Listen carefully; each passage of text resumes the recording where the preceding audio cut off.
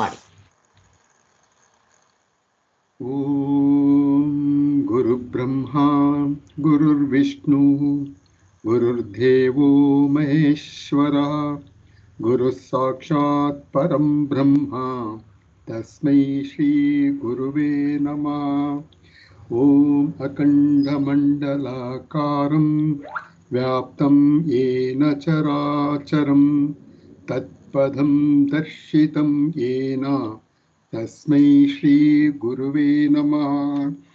ಓಂ ಬ್ರಹ್ಮಾನಂದಂ ಪರಮಸುಖದಂ ಕೇವಲಂ ಜ್ಞಾನಮೂರ್ತಿಂ ದ್ವಂದ್ವಾತೀತಂ ಗಗನಸದೃಶಂ ತತ್ವಂ ಸ್ಯಾದಿಲಕ್ಷ್ಯಂ ಏಕಂ ನಿತ್ಯಂ ವಿಮಲಚಮಚಲಂ ಸರ್ವಾದಿ ಸಾಕ್ಷಿಭೂತಂ ಭಾವಾತೀತಂ ತ್ರಿಗುಣರಹಿತಂ ಸದ್ಗುರುಂ ತಂ ನಮಾಮಿ.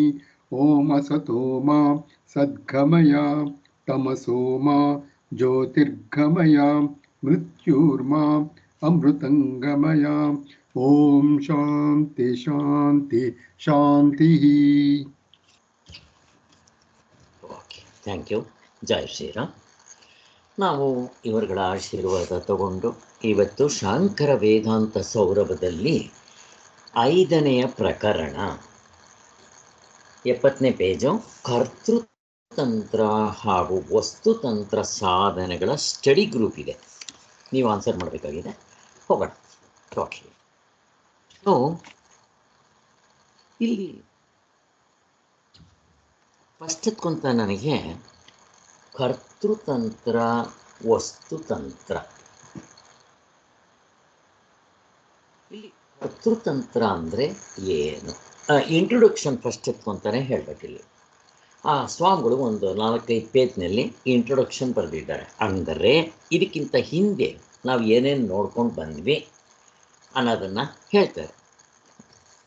ಯಾರಾದರೂ ಹೇಳಕ್ಕೆ ಬರುತ್ತಾ ಅದು? ನಾನು ಒಂದ್ಸಾರಿ ಓದ್ಬಿಡ್ತೀನಿ. ಹೇಳಿ ಹೇಳಿ. ಆ ಇಂಟ್ರೊಡಕ್ಷನ್ ಫಸ್ಟ್ ಪ್ಯಾರಾದಲ್ಲಿ ಅಷ್ಟೇ 5 ರಹಸ್ಯಗಳು ಹೇಳಿದ್ದಾರೆ ಸರ್ ಇಲ್ಲಿ ಗುರುಗಳು ಶಾಂಕರ ವೇದಾಂತಕ್ಕೆ ಅಂತ. 1 ಸಾರ್ವತ್ರಿಕ ಪೂರ್ಣಾನುಭವ, 2ನೇದು ಸಾಕ್ಷಿ ಸ್ವರೂಪ, ಅಧ್ಯಾರೋಪ ಅಪವಾದ, ಇದು 4ನೇದು ಕರ್ತೃತಂತ್ರ ವಸ್ತುತಂತ್ರ. 5ನೇದು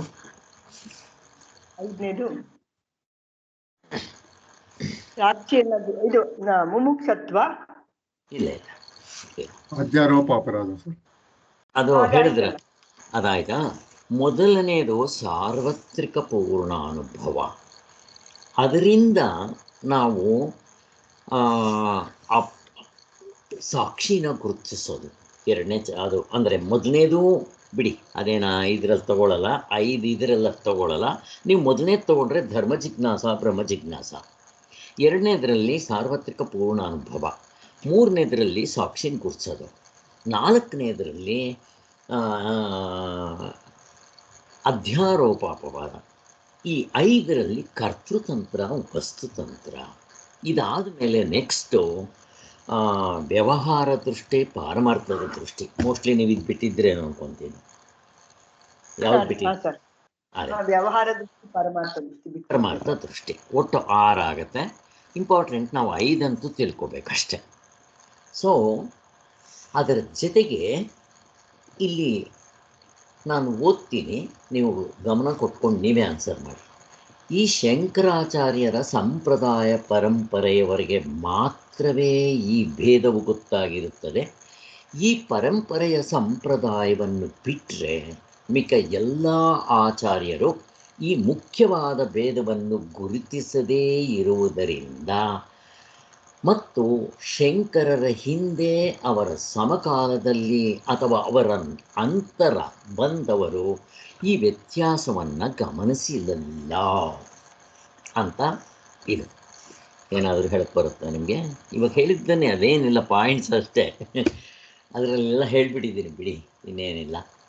ನೀವು ಎಕ್ಸ್ಪ್ಲೈನ್ ಮಾಡಿ ಅಷ್ಟೇ. ನಾನು ಓದಿದ್ದೀನಿ, ನೀವು ಎಕ್ಸ್ಪ್ಲೈನ್ ಮಾಡಬೇಕು. ಶ್ರೀಧರ್ ಅವರು ಹೇಳ್ತೀರಾ? ಪೇಜ್ ನಂಬರ್ ಎಷ್ಟು? Page number 70.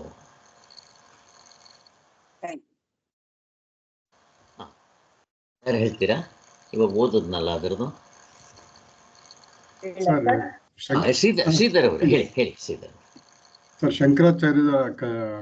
ಶಂಕರಾಚಾರ್ಯರ ಸಮಯದಲ್ಲಿರ್ಬೋದು ಅಥವಾ ಹಿಂದಿನವರು ಇರ್ಬೋದು ಅಥವಾ ಮುಂದೆ ಸ್ವಲ್ಪ ಇರೋರು, ಅವರು ಈ ಕರ್ತೃತಂತ್ರ ಮತ್ತೆ ವಸ್ತುತಂತ್ರದ ಭೇದಗಳು ಗೊತ್ತಿರಲಿಲ್ಲ, ಭೇದ ಮಾಡೋಕ್ಕೆ ಗೊತ್ತಿರಲಿಲ್ಲ ಅವ್ರಿಗೆ.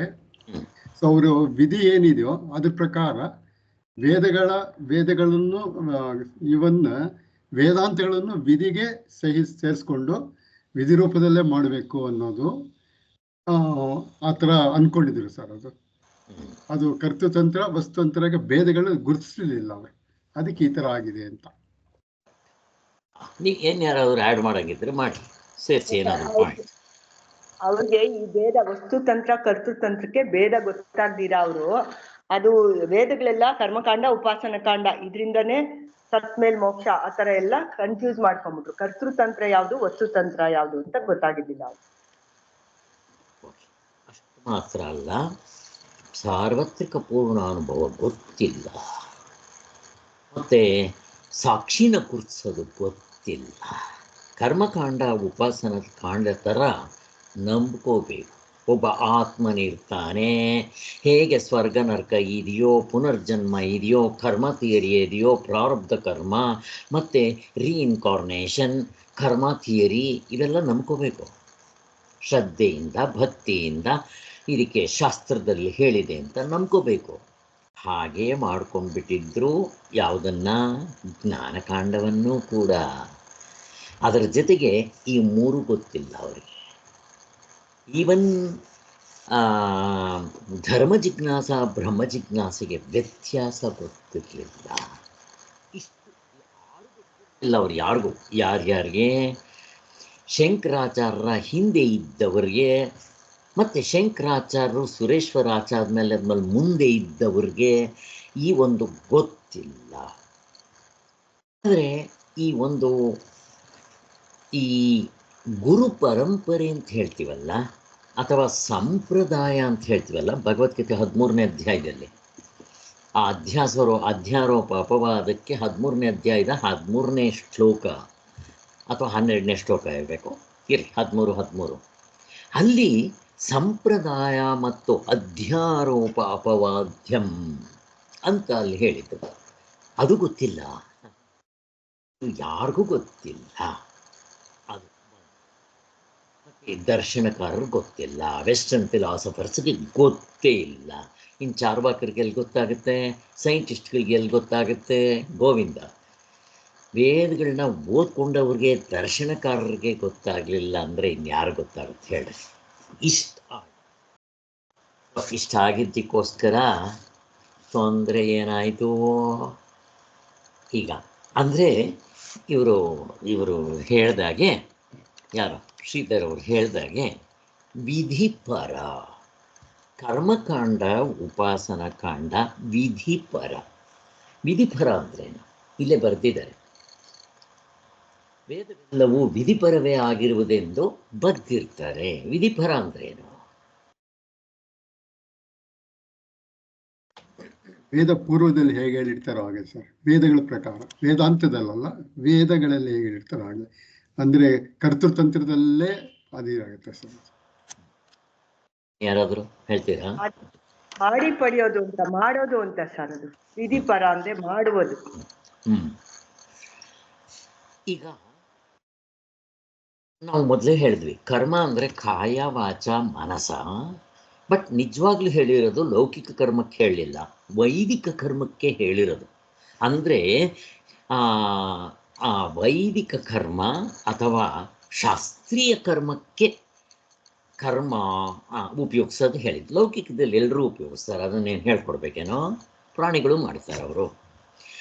ಈ ಕರ್ಮಕಾಂಡದಲ್ಲಿ ಏನಾಗುತ್ತಪ್ಪ ಅಂತಂದರೆ, ಅಲ್ಲಿ ಇದು ಮಾಡಬೇಕು, ಇದು ಮಾಡಬಾರ್ದು, ಅವೆರಡನ್ನೇ ತಿಳಿಸೋದು. ಅಂದರೆ ಯಮ ನಿಯಮಗಳು. ಮೋಸ ಮಾಡಬಾರ್ದು, ಸುಳ್ಳು ಹೇಳಬಾರ್ದು, ಹಿಂಸೆ ಮಾಡಬಾರ್ದು, ಕಳ್ತನ ಮಾಡಬಾರ್ದು, ಕೊಲೆ ಮಾಡಬಾರ್ದು, ಇವು ಮಾಡಬಾರ್ದು. ಶೌಚವಾಗಿರಬೇಕು, ಸಂತೋಷವಾಗಿರಬೇಕು, ಈಶ್ವರಾರ್ಪಣ ಬುದ್ಧಿ, ಅವು ಈಶ್ವರನ ಪೂಜೆ ಮಾಡಬೇಕು, ಭಕ್ತಿಯಿಂದ ಇರಬೇಕು. ಇದು ಡೂಸ್ ಆ್ಯಂಡ್ ಡೋನ್ಸ್. ಈ ಕರ್ಮಕಾಂಡದಲ್ಲಿ ಇವುಗಳನ್ನ ಹೇಳ್ತಾ ಇರ್ತಾರೆ. ಕರ್ಮಕಾಂಡ ಉಪಾಸನ ಕಾಂಡ. ಅದೇನು ಕರ್ಮಕಾಂಡ ಹೇಳಿದ್ಮೇಲೆ ಆಯಿತು. ಆದ್ದರಿಂದ ಇವರಿಗೆ ಇಷ್ಟೇ ಗೊತ್ತಿರೋದು, ವಿಧಿ ಪರ ಮಾಡೋದು ಮಾಡದೇ ಇರೋದು ಅನ್ನೋದು ಕರ್ಮಕಾಂಡದಲ್ಲಿ.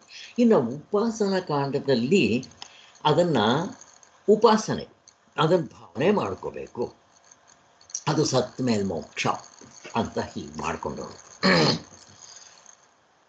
ಆದರೆ ಜ್ಞಾನಕಾಂಡ ಇದ್ದರೂ ಜ್ಞಾನಕಾಂಡದಲ್ಲಿ ಬದುಕಿರುವಾಗಲೇ ಮೋಕ್ಷ ಅಂತ ಹೇಳಿದ್ರು. ಈ ಪೂರ್ವ ಮೀಮಾಂಸಕರು ಇವರೆಲ್ಲ, ಈ ದರ್ಶನಕಾರರು, ಪೂರ್ವ ಎಸ್ಪೆಷಲಿ ಪೂರ್ವ ಮೀಮಾಂಸಕರು ಇವರೆಲ್ಲ ಏನು ಮಾಡ್ತಾ ಇದ್ರು? ಪ್ರಶ್ನೆ ನಿಮಗೆ ಬೇಸ್ ಕೊಟ್ನಲ್ಲ, ಇನ್ನೇನು ಹೇಳ್ತಾರೆ?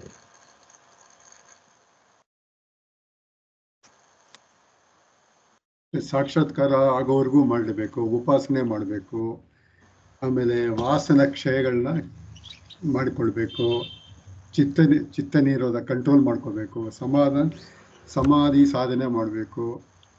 ಹೀಗೆ ಸರ್.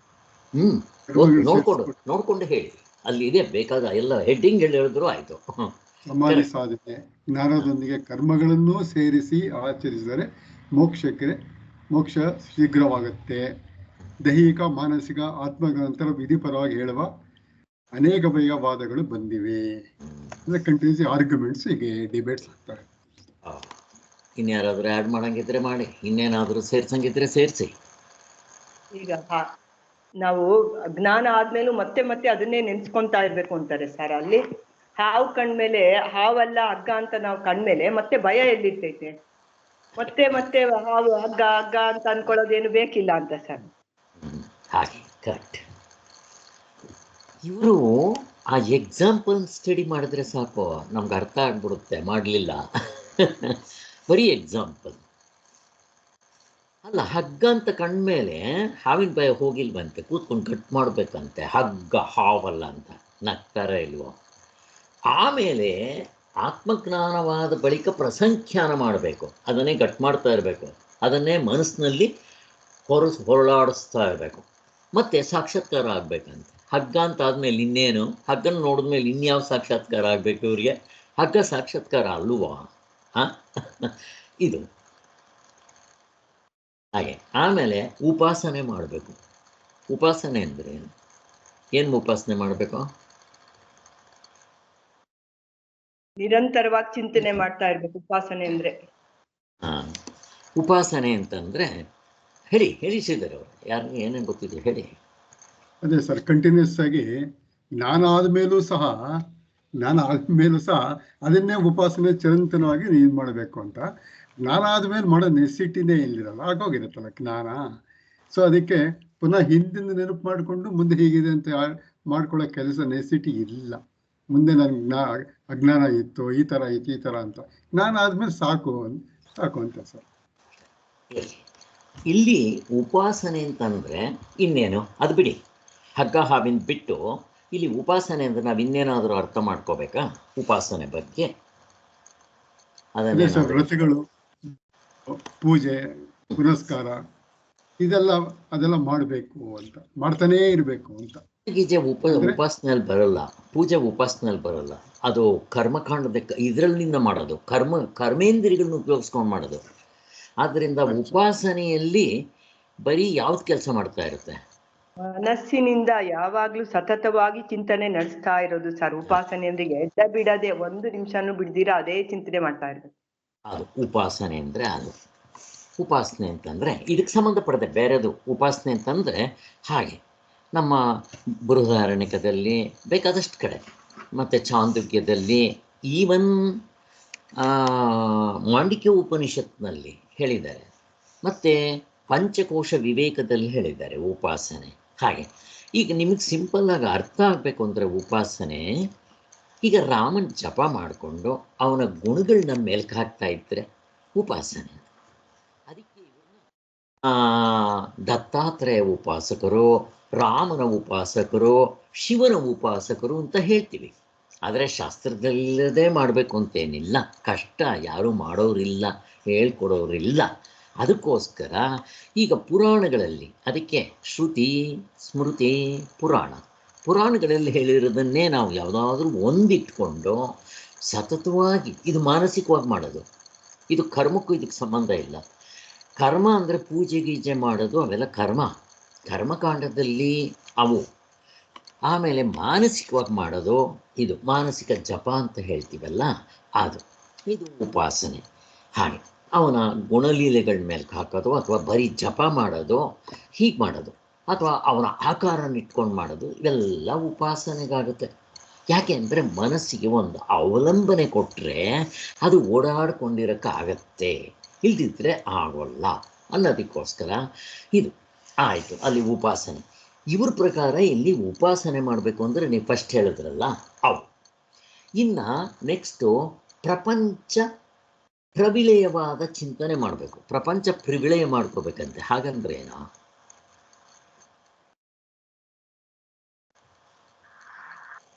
ಪ್ರಪಂಚ ಅಂದ್ರೆ ಇಲ್ಲ ಅಂತ ಮಾಡ್ಕೊಳ್ಳೋದು ಸರ್. ಪ್ರಪಂಚನೇ ಇಲ್ಲ ಅಂತ ಮಾಡ್ಕೊಳ್ಳೋದು.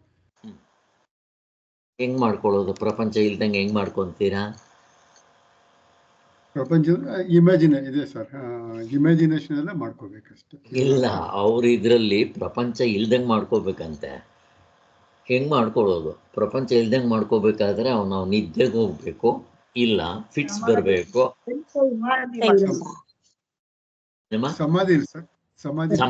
ಸಮಾಧಿಗೆ ಹೋಗ್ಬೇಕು, ಇಲ್ಲ ಮಹಾಪ್ರಳಯವಾಗಬೇಕು, ಇಲ್ಲ ಸಾಯ್ಬೇಕು.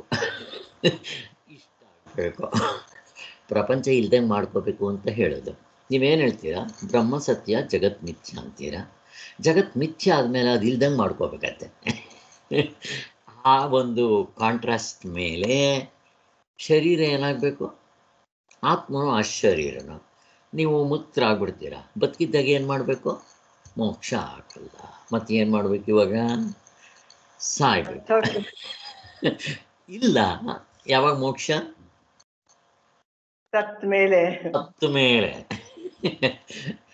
ಅಲ್ಲಿಗೆ ಕರ್ಮಕಾಂಡಕ್ಕೂ ಉಪಾಸನಾ ಕಾಂಡಕ್ಕೂ ಅಥವಾ ಜ್ಞಾನಕಾಂಡಕ್ಕೂ ವ್ಯತ್ಯಾಸ ಏನಾಯಿತು? ಅವ್ರಿಗೂ ಸತ್ತ ಮೇಲೆ ಸ್ವರ್ಗ, ಇವರು ಸತ್ತ ಮೇಲೆ ಇದಕ್ಕೆ ಹೋಗೋದು, ಉಪಾಸನೆ ಆಯಾ ಲೋಕಕ್ಕೆ ಹೋಗೋದು. ಇವನು ಜ್ಞಾನಕಾಂಡದಲ್ಲೂ ಕೂಡ ಅವನು ಸತ್ತ ಮೇಲೆ ಅಂತ ಅಂದಮೇಲೆ ಅದಕ್ಕೂ ಇದಕ್ಕೆ ವ್ಯತ್ಯಾಸ ಏನು? ಅಲ್ಲಿ ಹೋಗಿ ಬಂದವನು ಯಾವನು ಬಂದು ಹೇಳಿದ್ದಾನೆ ಇಲ್ಲಿ ನಾನು ಬಂದಿದ್ದೀನಿ ಅಂತ ಹೇಳೋದಕ್ಕೆ? ಎಷ್ಟು ವ್ಯತ್ಯಾಸ ಇದೆ ನೋಡ್ರಿ. ಇವೆಲ್ಲ ರಾಮಾಯಣಗಳು ಬರುತ್ತೆ. ಇದಿಷ್ಟ ಆಯ್ತಾ? ನೆಕ್ಸ್ಟು ವಾಸನಾಕ್ಷಯವನ್ನು ಮಾಡ್ಕೋಬೇಕು. ನಮಗೆ ಇದ್ರ ಬಗ್ಗೆ ಒಬ್ಬರು ಸತ್ಯನಾರಾಯಣ ಶಾಸ್ತ್ರಿಗಳು ಅಂತ ನಾನು ಯಾವಾಗಲೂ ಹೇಳ್ತೀನಿ, ವಿವೇಕಾನಂದ ಕೇಂದ್ರದ ಫೌಂಡೇಶನ್. ಇರೋದರಲ್ಲಿ ಅವ್ರಿಗೆ ಸ್ವಲ್ಪ ವೇದಾಂತ ಚೆನ್ನಾಗಿ ಗೊತ್ತಿತ್ತು. ವೇದಾಂತ ಅಂದರೆ ಈ ಒರಿಜಿನಲ್ ವೇದಾಂತ ಅಲ್ಲ. ಅವರು ಈ ರಾಮನ ಗುರುಗಳಾದ ವಸಿಷ್ಠರು ಬರೆದಿರೋದು ಒಂದಿದೆ. ಅದಕ್ಕೆ ಏನಂತಾರೆ? ವಸಿಷ್ಠರದೇ ಏನೋ ಇದೆ, ಅದೊಂದು ಪುಸ್ತಕನೇ ಇದೆ. ಅದನ್ನು ಇಟ್ಕೊಂಡು ಯಾವಾಗಲೂ ಅಧ್ಯಯನ ಮಾಡ್ತಾ ಇದ್ದವರು. ಬಟ್ ತುಂಬ ಆಳವಾಗಿ ಯೋಚನೆ ಮಾಡ್ತಾ ಇದ್ರು. ಅವರೇನಾದ್ರೂ ಈ ಕಡೆ ಯೋಗ ವಾಸಿಷ್ಠ ಅದ್ರ ಹೆಸರೇ ಯೋಗ ವಾಸಿಷ್ಠ. ಅವರು ಅದನ್ನಿಟ್ಕೊಂಡು ಚಿಂತನೆ ಮಾಡ್ತಾ ಯಾವಾಗಲೂ ಆ ಪುಸ್ತಕ ಅವರು ಹೇಳ್ತಾ ಇದ್ರು ವಾಸನಾಕ್ಷಯವಾಗಬೇಕು ಅಂತ. ಅವ್ರನ್ನ ಭಗವತ್ಪಾದರನ್ನ ಮೀಟ್ ಮಾಡಿಸಿದ್ದೆ, ಬಂದಿದ್ದರು. ಪಾಪ ತುಂಬ ಸಾತ್ವಿಕ ಬ್ರಾಹ್ಮಣರು. ಅವರು ಕಾಂಟ್ಯಾಕ್ಟ್ ನಮ್ಗೆ ತುಂಬ ಇತ್ತು. ಅವ್ರು ಇನ್ನೇನು ನಾಳೆ ಶರೀರ ಬಿಡ್ತಾರೆ ಅಂದಾಗ ನಾನು ನನ್ನ ಮಿಸಸ್ ಹೋದರೆ ಸಾಕು ಹಿಡ್ಕೊಂಡ್ಬಿಡ್ತಾಯಿದ್ರು. ಇಟ್ಕೊಂಡ್ಬಿಟ್ಟು ನಮ್ಮನ್ನು ಯಾರೋ ಹೊಳೆ ನರಸೀಪುರ ಸ್ಕೂಲ್ನವರು ಅಂತಲೇ ನಮ್ಮನ್ನು ಟೈಟ್ಲ್ ಕೊಟ್ಬಿಟ್ಟಿದ್ರು. ಇವರು ಹೊಳೆ ನರಸೀಪುರ ಸ್ಕೂಲ್ ಅಂತ. ಅವ್ರಿಗೆ ಏನು ಬೇಕಾದ್ರೆ ಇವರು ಹೊಳೆ ನರಸೀಪುರ ಸ್ಕೂಲ್ನವರು ಅಂತ ನಮ್ಮನ್ನು ಭದ್ರವಾಗಿ ಇಟ್ಕೊಂಡಿದ್ರು ಅವರು. ಹಾಗೆ ಅವರು ಈ ವಾಸನಾಕ್ಷಯ ಆಗಬೇಕು ಅಂತ ಹೇಳ್ತಾಯಿದ್ರು. ನೋಡ್ರಿ ಎಂತೆಂಥವ್ರು ಇರ್ತಾರೆ ಅನ್ನೋದು. ಹೀಗೆ ಮತ್ತು ಅವರು ಶರೀರ ಬಿಡೋಕ್ಕೆ ಒಂದು ದಿವಸ 2 ದಿವಸ ಮೊದಲು ಹೋಗಿದ್ವಿ. ಆಗಲೂ ಕೂಡ ನಮ್ಮನ್ನು ಕೇಳ್ತಾ ಇದ್ದಿದ್ದು ಈ ಥರ ಪ್ರಶ್ನೆಗಳು. ಅವರು ನೀವೇನು ಸಾಧನೆ ಮಾಡ್ತೀರಾ ಇವನ್ನೇ ಅವ್ರು ಯಾವಾಗಲೂ ಇದೇ ಚಿಂತೆಯಲ್ಲಿ ಇರ್ತಾಯಿದ್ರು. ಆದರೆ ನಮ್ಗೆ ಆವಾಗ ಅಷ್ಟು ಚೆನ್ನಾಗಿ ಅವಸ್ಥಾತ್ರೆ ಹೇಳೋದಾಗಲಿ ಇಷ್ಟೊಂದು ನಮಗೆ ಜ್ಞಾನ ಇಲ್ಲ. ಬಟ್ ನಾವು ತಿಳ್ಕೊಂಡಿದ್ವಿ, ನಮಗೆ ಕರೆಕ್ಟಾಗಿದೆ ಅಂತ ಗೊತ್ತಾಗ್ತಾ ಇತ್ತು. ಹೀಗೆಲ್ಲ ಆಗ್ತಾಯಿತ್ತು. ಇರಲಿ ಬಿಡಿ. ಇದು ಒಂದು. ಇನ್ನು ಚಿತ್ತ ನಿರೋಧ ಮಾಡ್ಕೋಬೇಕು. ಹೀಗಂದ್ರೆ ಕಲ್ಪನಾ, ನಿಮ್ಗೂ ಏನಾದರೂ ಗೊತ್ತಿದ್ರೆ ಹೇಳ್ಬೋದು. ಕಲ್ಪನಾ, ಗೋಕುಲ ಎಲ್ಲರೂ ಟ್ರೈ ಮಾಡ್ಬೇಕು. ನೀವು ಗೊತ್ತಿದ್ರೆ ಹೇಳಿ, ಯೋಚನೆ ಮಾಡಬೇಡಿ. ಹೇಳಿ. ಶಮಧಮ ಸರ್. ನಿರೋಧ ನಿರೋಧ ಅಂದ್ರೆ ಚಾಂಚಲ್ಯತೆ ಇಲ್ಲದೆ ಇರೋದು ಸರ್, ಮನಸ್ಸಿನ ಚಾಂಚಲ್ಯತೆ ಇಲ್ಲದೆ ಇರೋದು. ಇನ್ಯಾರಾದ್ರು ಗೊತ್ತಾ ಇದು? ಚಿತ್ತನೇ ಇಲ್ದಂಗ್ ಮಾಡ್ಕೊಬೇಕು ಅಂತ ಸರ್. ಚಿತ್ತವೃತ್ತಿ ನಿರೋಧ, ಚಿತ್ತನೇ ಇಲ್ದಂಗ್ ಮಾಡ್ಕೊಬೇಕು ಅಂತ. ಇದು ಪಾತಂಜಲ ಯೋಗ ಸೂತ್ರದಲ್ಲಿ ಹೇಳ್ತಾರೆ. ಹೇಗೆ ಕಪಿಲ ಸಾಂಖ್ಯರು ಅವರ ದರ್ಶನವನ್ನು ಹೇಳಿದ್ದಾರೋ ಹಾಗೆ ಪಾತಂಜಲ ಇವರು ಕೂಡ ಪಾತಂಜಲ ಯೋಗ ದರ್ಶನ ಅಂತಿದೆ. ಅವ್ರದ್ರಲ್ಲಿ ಈ ಫೈನಲ್ ರಿಸಲ್ಟ್ ಏನು ಅಂದರೆ ಅವ್ರು ಮೋಕ್ಷ ಅಂತ ಹೇಳಲ್ಲ, ಚಿತ್ತವೃತ್ತಿ ನಿರೋಧ ಅಂತಾರೆ. ಸೊ ಈ ಚಿತ್ತವೃತ್ತಿ ನಿರೋಧ, ಇವರು ದ್ವೈತ ಫಿಲಾಸಫಿಯವರು. ಅವ್ರ ಥಿಯರಿ ಎಲ್ಲ ದ್ವೈತ ಅಂತ ಯಾಕೆ ಹೇಳ್ತಾರೆ ಅಂದರೆ, ಯಾರಾದ್ರು ಗೊತ್ತಾ? ಕಪಿಲ ಸಾಂಖ್ಯರು ಎಲ್ಲರೂ ದ್ವೈತ್ರೆ, ದರ್ಶನಕಾರರು ಆಲ್ಮೋಸ್ಟ್ ಅಲ್ಲ ಎಲ್ಲರೂ ದ್ವೈತ್ರೆ. ನಾನು ಇದನ್ನೇ ಪ್ರಕೃತಿ ಇದೆ ಅಂತ ಎಲ್ಲ ಹೇಳ್ತಾರಲ್ಲ ಸರ್, ನಾನ್ ಬೇರೆ ಪ್ರಕೃತಿ ಬೇರೆ ಅಂತ ದ್ವೈತ. ಇಲ್ಲಿ ಇವರು ಪಾತಂಜಲಿಗಳು 3 ಸತ್ ಹೇಳಿ ಗೊತ್ತಿದ್ರೆ ಹೇಳಿ ಶೀತಲ್. ಅದೇ ಸರ್, ಅದನ್ನ ಫಲ ಕೊಡಕ್ಕೆ ಒಬ್ರು ಇರ್ತಾರೆ ಅಂತ, ಬೇರೆಯವನು ಒಬ್ಬಿಡ್ತಾನೆ ಅಂತ, ನನ್ನ ಬಿಟ್ಟು ಬೇರೆಯವ್ರು, ನಾನೇ ಅಲ್ಲ ನನ್ನ ಬಿಟ್ಟು ಬೇರೆಯವನು ಬಿಡ್ತಾನೆ ಅಂತ. ಅಂದ್ರೆ ಆತ್ಮದಕ್ಕೆ ನೋಡ್ಕೊಡೋಕೆ ಇನ್ನೊಬ್ರು ಇರ್ತಾನೆ ಅಂತ ಸರ್. ದ್ವೈತ ಎರಡು ಬರುತ್ತೆ. ಹಂಗಲ್ಲ, ಇಲ್ಲಿ ಅವ್ರದ್ರಲ್ಲೂ ಕೂಡ ಪ್ರಕೃತಿ ಪುರುಷ ಇವೆರಡು ಕಲಬೆರಕೆ ಆಗಿದೆ ಅಂತಾರವರು. ಇಲ್ಲಿ ಅವರು ಹೇಳೋದು ನಾವು ಆತ್ಮ ಅನಾತ್ಮ ಕಲಬೆರಕೆ ಆಗಿದೆ ಅಂದರೆ ಅವರು ಪ್ರಕೃತಿ ಪುರುಷರ ಕಲಬೆರಕೆ ಆಗಿದೆ. ಭಗವದ್ಗೀತೆ 13ನೇ ಅಧ್ಯಾಯದಲ್ಲಿ ಅದನ್ನೇ ಹೇಳೋದು, ಪ್ರಕೃತಿ ಪುರುಷರ ಸಂಯೋಗ. ಅದನ್ನು ನಾವು ಬಿಡಿಸ್ಕೋಬೇಕು ವಿವೇಕದಿಂದ. ಇವರು ವಿವೇಕನೇ ಹೇಳ್ತಾರೆ. ಈ ಕಪಿಲ ಸಾಂಖ್ಯರು ಮತ್ತು ಪಾತಂಜಲಗಳು ಟ್ವಿನ್ಸ್ ಇದ್ದಂಗೆ, ನೈಯಾಯಿಕರು ವೈಶೇಷಿಕರು ಟ್ವಿನ್ಸ್ ಇದ್ದಂಗೆ, ಉತ್ತರ ಮೀಮಾಂಸಾ ಪೂರ್ವ ಮೀಮಾಂಸಾ ಇವರಿಬ್ಬರು ಟ್ವಿನ್ಸ್ ಇದ್ದಂಗೆ. ಆಲ್ಮೋಸ್ಟ್ ಜೊತೆ ಪ್ಯಾರಲಲ್ಲಾಗಿ ಹೋಗ್ತಾ ಇರುತ್ತೆ, ಸ್ವಲ್ಪ ಡಿಫ್ರೆನ್ಸ್ ಅಷ್ಟೇ. ಈಗ ಇವರು ಪಾತಂಜಲಿಗಳು ಹೇಳೋದು ಚಿತ್ತವೃತ್ತಿ ನಿರೋಧ ಅಂತಾರೆ ಅವರು. ಅಂದರೆ ಅವರಲ್ಲಿ ಫೈನಲ್ ಇದು ಸಮಾಧಿ ಮಾಡಿಕೊಂಡು ಚಿತ್ತವೃತ್ತಿ ನಿರೋಧ ಆಗಬೇಕು. ಅಲ್ಲಿ ಅವ್ರದ್ರಲ್ಲಿ ಅರ್ಥ ಏನು ಅಂದರೆ, ಚಿತ್ತ ಇರುತ್ತೆ, ವೃತ್ತಿಗಳು ಇರೋದಿಲ್ಲ. ಅಂದರೆ ಕೆರೆನಲ್ಲಿ ನೀರಿದೆಯಪ್ಪ, ಈಗ ಸಮ್ಮರ್ ಬಂತು, ನೀರು ಒಣಗೋಗ್ಬಿಡುತ್ತೆ, ಕೆರೆ ಇರುತ್ತೆ, ಹಾಗೇ ಇರುತ್ತೆ. ಮಳೆ ಬಂದರೆ ಏನಾಗುತ್ತೆ, ತಿರ್ಗಾ ತುಂಬಿಕೊಳ್ಳುತ್ತೆ. ನಮ್ಮ ವೇದಾಂತದಲ್ಲಿ ಏನು ಹೇಳ್ತಾರೆ, ಪ್ರಶ್ನೆ ಕೇಳ್ತಾ ಇದ್ದೀನಿ. ಚಿತ್ತನೇ ಇಲ್ದಂಗ್ ಆಗ್ಬೇಕು, ವೃತ್ತಿಗಳಲ್ಲ ಸರ್, ವೃತ್ತಿಯಿಂದ ಬೆಳಗ್ತಾ ಇರೋನ್ನ ನೋಡ್ಕೊಬೇಕು ಅಂತ. ನಮ್ಮ ವೇದಾಂತದಲ್ಲಿ ಮನಸ್ಸೇ ಇಲ್ಲ. ಆ ಮನಸ್ಸು, ನಿಮಗೆ ಕೆರೆ ಇದ್ದರೆ ತಾನೇ ಕೆರೆ ತುಂಬ್ಕೋಬೇಕು, ಕೆರೆನೇ ಇಲ್ದಿದ್ರೆ ನೀರಲ್ಲಿ ತುಂಬಿಕೊಳ್ಳುತ್ತೆ. ಮನಸ್ಸೇ ಇಲ್ಲ, ಅಲ್ಲಿ ವೃತ್ತಿ ಎಲ್ಲಿ ಬಂತು? ಮಣ್ಣು. ಅವ್ರದ್ರಲ್ಲಿ ಮನಸ್ಸಿರುತ್ತೆ, ಆದರೆ ಆ ಮನಸ್ಸಿನ ಚೇಷ್ಟೆ ಇರೋಲ್ಲ. ಮನಸ್ಸಿರುತ್ತೆ. ಈಗ ನಮಗೂ ಧ್ಯಾನ ಕೂತ್ಕೊಂಡಾಗ ಮನಸ್ಸು ಶಾಂತವಾಗಿತ್ತು, ಏನು ಥಾಟ್ಸ್ ಇರಲಿಲ್ಲ ಅಂತೀವಲ್ಲ, ಮನಸ್ಸಿರುತ್ತೆ. ಇವರು ಮುಕ್ತರಾಗೋಲ್ಲ. ಯಾಕೆ? ಅನಾತ್ಮವನ್ನು ಇಟ್ಕೊಂಡು ಆತ್ಮನ ಹೆಂಗೆ ಮುಟ್ಟಕ್ಕಾಗ್ತೀರ? ಆದ್ದರಿಂದ ಇವರು ಕೆಲವರು ಚಿತ್ತವೃತ್ತಿ ನಿರೋಧ ಹಾಕಬೇಕು ಅಂತ ಹೇಳಿದ್ರು. ಇವರು ಈ ಪಂಚಪಾದಿಕ ಭಾಮತಿಕಾರರು ಏನು ಮಾಡಿದ್ರು, ಶ್ರವಣ ಮನನ ಧ್ಯಾನದಿಂದ ಮೋಕ್ಷ ಆಗೋಲ್ಲ. ಯಾಕೆ? ನೀವು ಕೇಳಿದ್ದೀರಾ, ಶ್ರವಣ ಎಲ್ಲಿ ಮುಕ್ತರಾದ್ರಿ? ಹಾಗಿಲ್ಲ. ಅದಕ್ಕೆ ಏನು ಮಾಡಬೇಕು? ಕಪಿಲ ಪಾತಂಜಲಿ ಹೇಳಿರೋ ಅಷ್ಟಾಂಗ ಯೋಗವನ್ನು ಸೇರಿಸ್ಕೋಬೇಕು. ಶುರುವಾಯ್ತು ನೋಡ್ರಿ ರೋಗ. ಆದ್ದರಿಂದ ಇವರು ಹೇಳೋರು ಇಂಥವ್ರು. ಇನ್ನು ಸಮಾಧಿ ಮಾಡ್ಕೋಬೇಕು, ನಿರ್ವಿಕಲ್ಪ ಸಮಾಧಿ ಮಾಡ್ಕೋಬೇಕು. ಅಲ್ಲಿ ಮನಸ್ಸಿರಲ್ಲ, ಅದರಲ್ಲಿ ನಿರ್ವಿಕಲ್ಪ ಸಮಾಧಿ ಮಾಡ್ಕೋಬೇಕು ಅಂತ ಅವರು. ಇನ್ನು ಕೆಲವರು ಸೇಮ್ ಅಷ್ಟಾಂಗ ಯೋಗನೇ ಹೇಳ್ತಾರೆ, ಅಲ್ಲಿ ಚಕ್ರಗಳು ಆ್ಯಕ್ಟಿವೇಟ್ ಆಗಬೇಕು ಅನ್ನೋರು ಇರ್ತಾರೆ. ಅದರಲ್ಲಿ ತರಾವರಿ ಕೆಲವರು ಏನು ಹೇಳ್ತಾರೆ, ಆ ಚಕ್ರಗಳು ಕೆಳಗಿಂದ ಭೇದಿಸ್ಕೊಂಡು ಆಜ್ಞಾ ಚಕ್ರಕ್ಕೆ ಬಂದು ಇಲ್ಲಿಂದ ಸಹಸ್ರಾರಕ್ಕೆ ಹೋಗಬೇಕು, ಇಲ್ಲಿ ಹೋಗ್ಬಿಟ್ರೆ ಮೋಕ್ಷ. ಆಮೇಲೆ ಇನ್ನು ಕೆಲವರು ಏನು ಹೇಳ್ತಾರೆ, ಇಲ್ಲಿಗೆ ಹೋದರೆ ಮೋಕ್ಷ ಅಲ್ಲ, ಇಲ್ಲಿಂದ ಮತ್ತೆ ಹೃದಯ ಕಿಳಿಬೇಕು. ತರಾವರಿ ಅದರಲ್ಲಿ. ನಮ್ಮದ್ರಲ್ಲೇನು ಮೋಕ್ಷ ಅಂದರೆ ಪ್ರಶ್ನೆ ಕೇಳ್ತಾ ಇದ್ದೆ ವೇದಾಂತದಲ್ಲಿ ಅಂತ ನಾನು ಕೇಳೋದು. ನಮ್ಮದ್ರಲ್ಲೇನು ಸರ್ ಜ್ಞಾನನೇ ಮೋಕ್ಷ ಸರ್. ನಾನು ಜ್ಞಾನ ಏನಾಗುತ್ತೆ ಜ್ಞಾನದಲ್ಲಿ ಅಮನಸ್ಕಾಗತ್ತೆ ಎಲ್ಲನೂ. ಯಾವುದು ಅಂದ್ರೆ ನನ್ನ ಬಿಟ್ಟು ಬೇರೆ ಎಲ್ಲ ಅನಾತ್ಮ ಯಾವುದು ಇರೋದಿಲ್ಲ. ಅನಾತ್ಮನಲ್ಲಿ ಬಿಟ್ಟಿರೋದೇ ಜ್ಞಾನ ಅಂತ ತಿಳ್ಕೊಳ್ಳೋದೇ ಜ್ಞಾನ. ಅಲ್ಲಿ ಹಗ್ಗ ತಿಳ್ಕೊಂಡ್ರೆ ಹಾವಿರಲ್ಲ. ಆ ಹಾವಿಗೆ ಆಧಾರ ಏನು, ಅಸ್ತಿತ್ವ ಏನು, ಸಬ್ಸ್ಟ್ರಾಟಮ್ ಏನು ಅಂದರೆ ಹಗ್ಗ. ಹೇಳಿ ಬಸವಂತ. ಹಗ್ಗನೇ ಸರ್. ಹಗ್ಗ ಇಲ್ದಿರ ಹಾವು ತೋರಕ್ಕೆ ಸಾಧ್ಯ ಇಲ್ಲ. ಆತ್ಮ ಸ್ವರೂಪ ಇಲ್ದಿರ ಪ್ರಪಂಚ ತೋರಕ್ಕೆ ಆಗಲ್ಲ ಸರ್. ಕಾರ್ಯ ಕಾರಣದಲ್ಲೇ ಒಂದಾಗಿತ್ತೈತೆ ಕಾರ್ಯ ಸಹಿತ. ಚಿನ್ನ ಒಡವೆಗಳು, ಚಿನ್ನ ಬಿಟ್ಟು ಒಡವೆ ತೋರಕ್ಕಾಗಲ್ಲ. ಒಡವೆಗಳೇ ಆ ಒಡವೆ, ಚಿನ್ನನೇ ಒಡವೆಯಾಗಿ ತೋರ್ತಾ ಇದೆ. ಆತ್ಮ ಸ್ವರೂಪನೇ ಪ್ರಪಂಚವಾಗಿ ತೋರ್ತಾ ಇದೆ ಅಂತ ಸರ್. ಬಟ್ ನನಗೆ ಇವಾಗ ಹಗ್ಗ ಕಂಡ್ರೆ ಹಾವಿನ ಭಯ ಹೇಗಿರಲ್ವೋ ಹಾಗೆ ನಾನು ಆತ್ಮನ್ ಕಾಣಬೇಕು ಅಂದ್ರೆ ಹೆಂಗೆ? ಈ ಕಣ್ಣಿಂದ ನೋಡೋದ? ಹಗ್ಗ ನೋಡುವಂಗೆ ಕಣ್ಣಿಂದ ನೋಡ್ಬೇಕೇನೋ? ಮನಸ್ಸು ಬಿಡ್ಬೇಕು.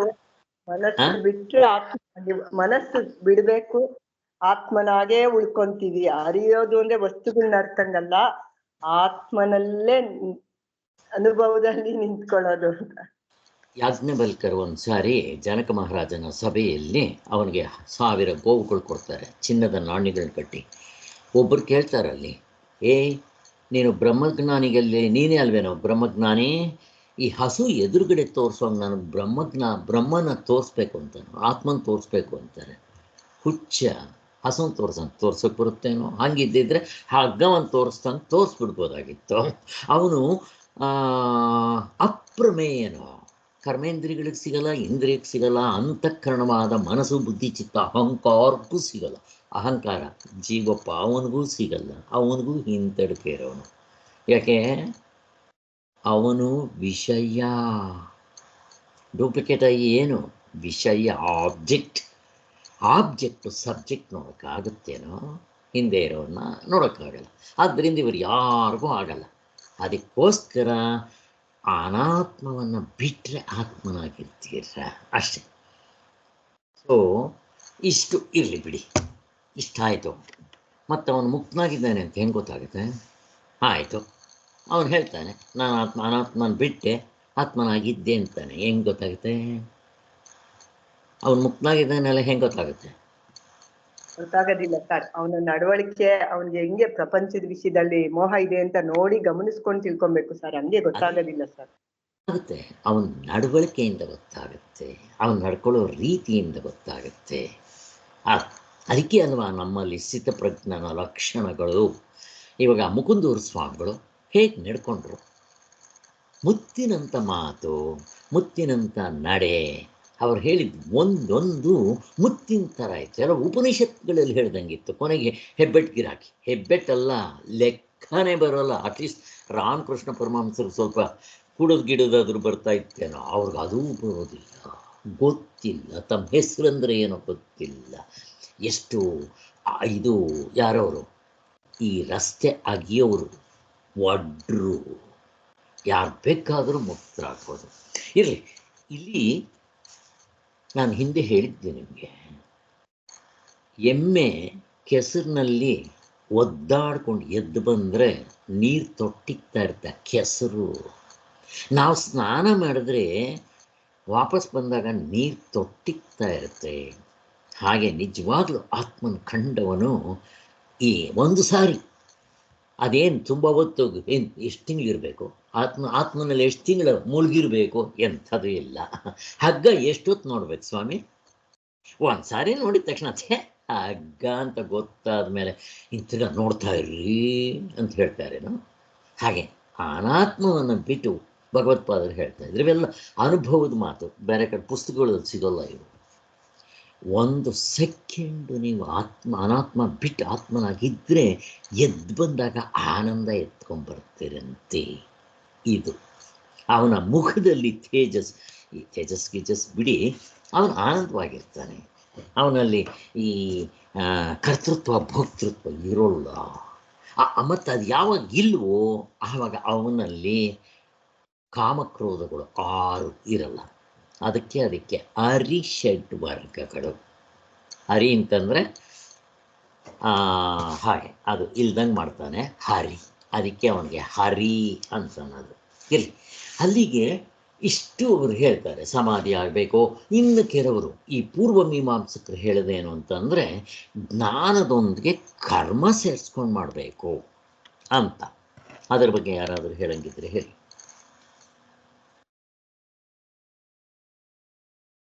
ಮೋಕ್ಷ ಆಗಬೇಕಾದ್ರೆ ಇವೆರಡನ್ನೂ ಸೇರಿಸ್ಕೊಂಡು ಮಾಡ್ಬೇಕಂತೆ.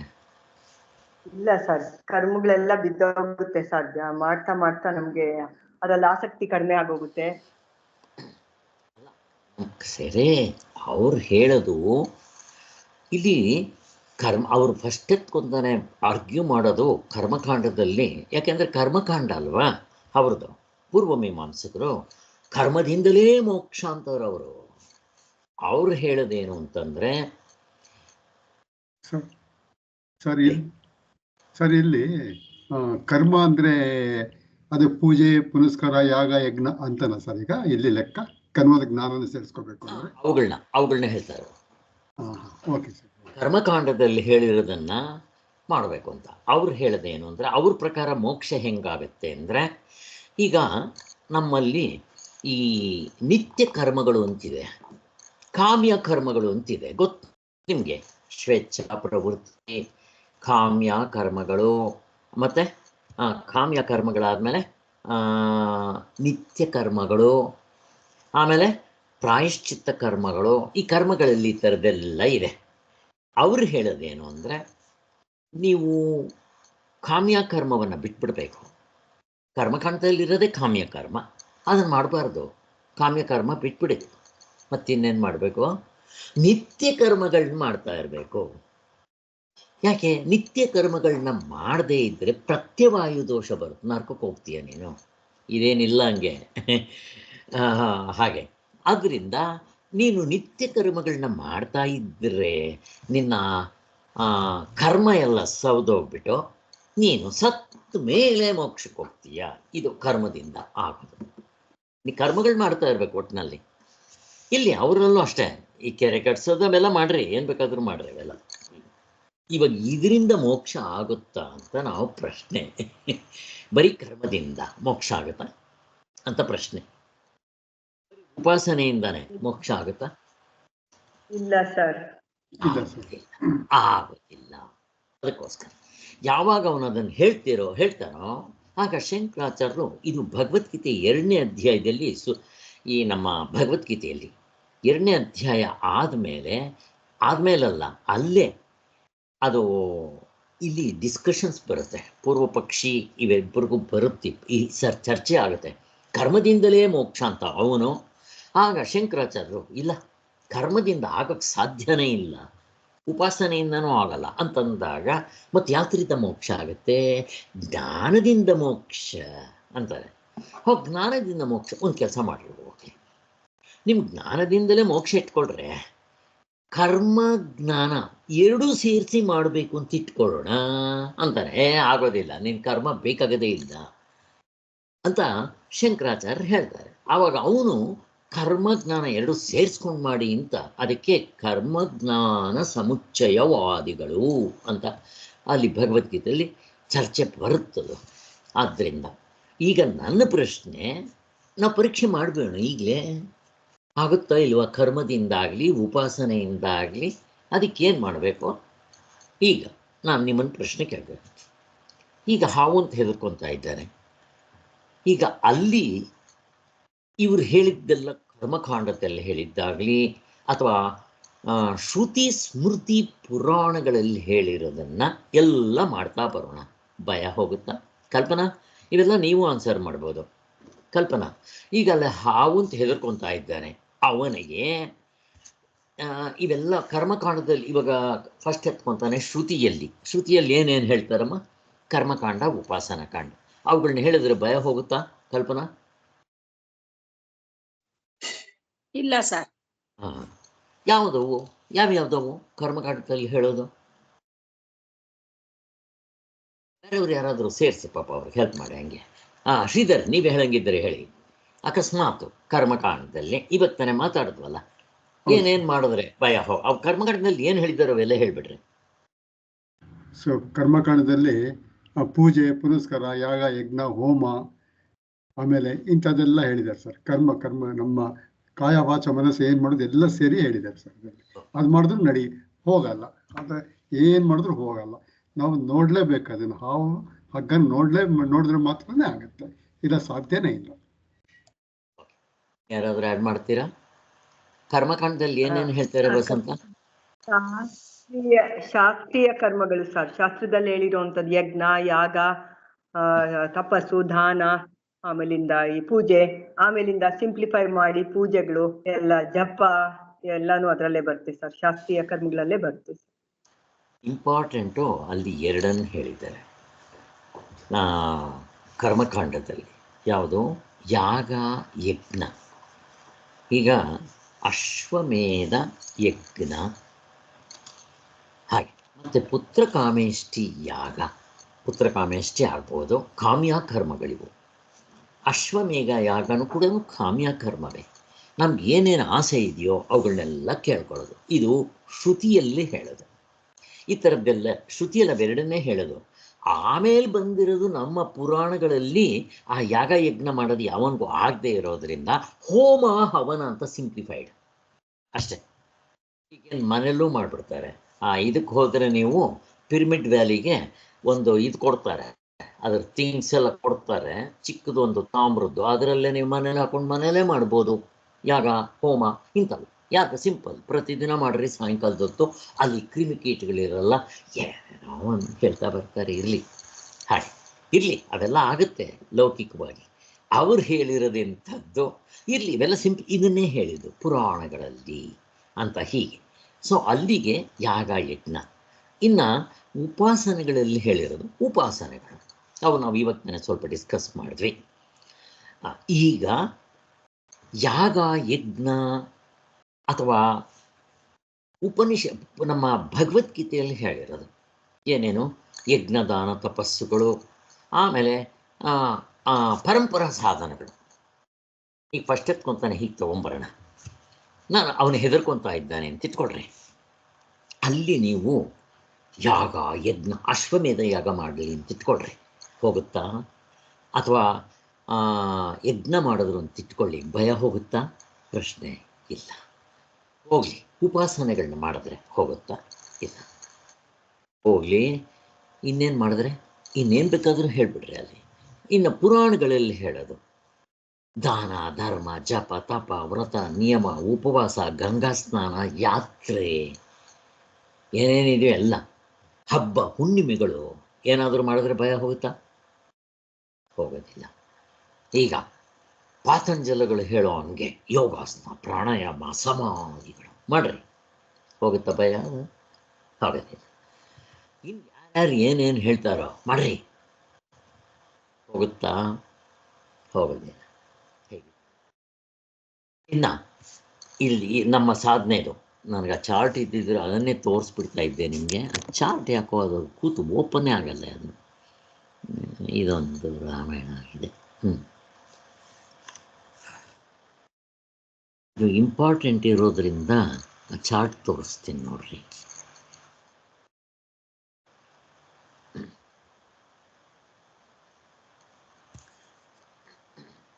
ಈಗ ಸಾಧನೆಗಳನ್ನ 3 ಭಾಗ ಮಾಡ್ತೀವಿ. ಯಾವ್ಯಾವುದದು ಸಾಧನೆಗಳನ್ನ? ಯಾರಿಗಾದ್ರೂ ಹೇಳಕ್ಕೆ ಬರುತ್ತಾ? ನಾನು ಫಿಗರ್ ಹಾಕೋಷ್ಟೊತ್ತರಲ್ಲಿ ಸಹಕಾರಿ ಸಾಧನೆ. ಅಲ್ಲ, ಮೊದಲೇ ಎಸ್ಕೊಂತಾನೆ ಪರಂಪರಾ ಸಾಧನೆ, ಪರಂಪರಾ, ಆಮೇಲೆ ಸಹಕಾರಿ ಸಾಧನೆಗಳು, ಆಮೇಲೆ ನೇರಾದ ಸಾಧನೆಗಳು. ನೇರಾದ ಸಾಧನೆ. ವಸ್ತುತಂತ್ರ.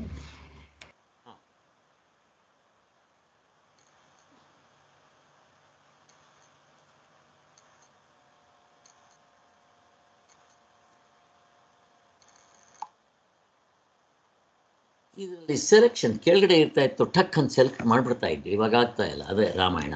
ಈಗ ನಿಮಗೆ ಚಾರ್ಟ್ ಕಾಣ್ತಾ ಇದೆ ನೋಡಿ, ಎಲ್ರಿಗೂ ಕಾಣ್ತಾ ಇದೆಯಾ? ಕಾಣಿಸ್ತಾ ಇದೆ ಸರ್, ಓಕೆ, ಆದ್ರೆ ಓದೋದಕ್ಕೆಲ್ಲ ಕಷ್ಟ ಸರ್, ತುಂಬಾ ಸಣ್ಣದಾಗಿದೆ. ಅಷ್ಟು ಲಸ ಕಾಣುತ್ತೆ ನೋಡ್ರಿ ಇವಾಗ. ಈಗ ಆಗುತ್ತೆ. ಹೌದಾ? ಇದು ಇಂಪಾರ್ಟೆಂಟು, ಈ ಮುಂದಕ್ಕೂ ಇಂಪಾರ್ಟೆಂಟು. ಆಮೇಲೆ ಮುಂದೆ ಒಂದು ಸಾರಿ ಹೇಳ್ತಾರೆ. ಇವಾಗ ಇಲ್ಲಿ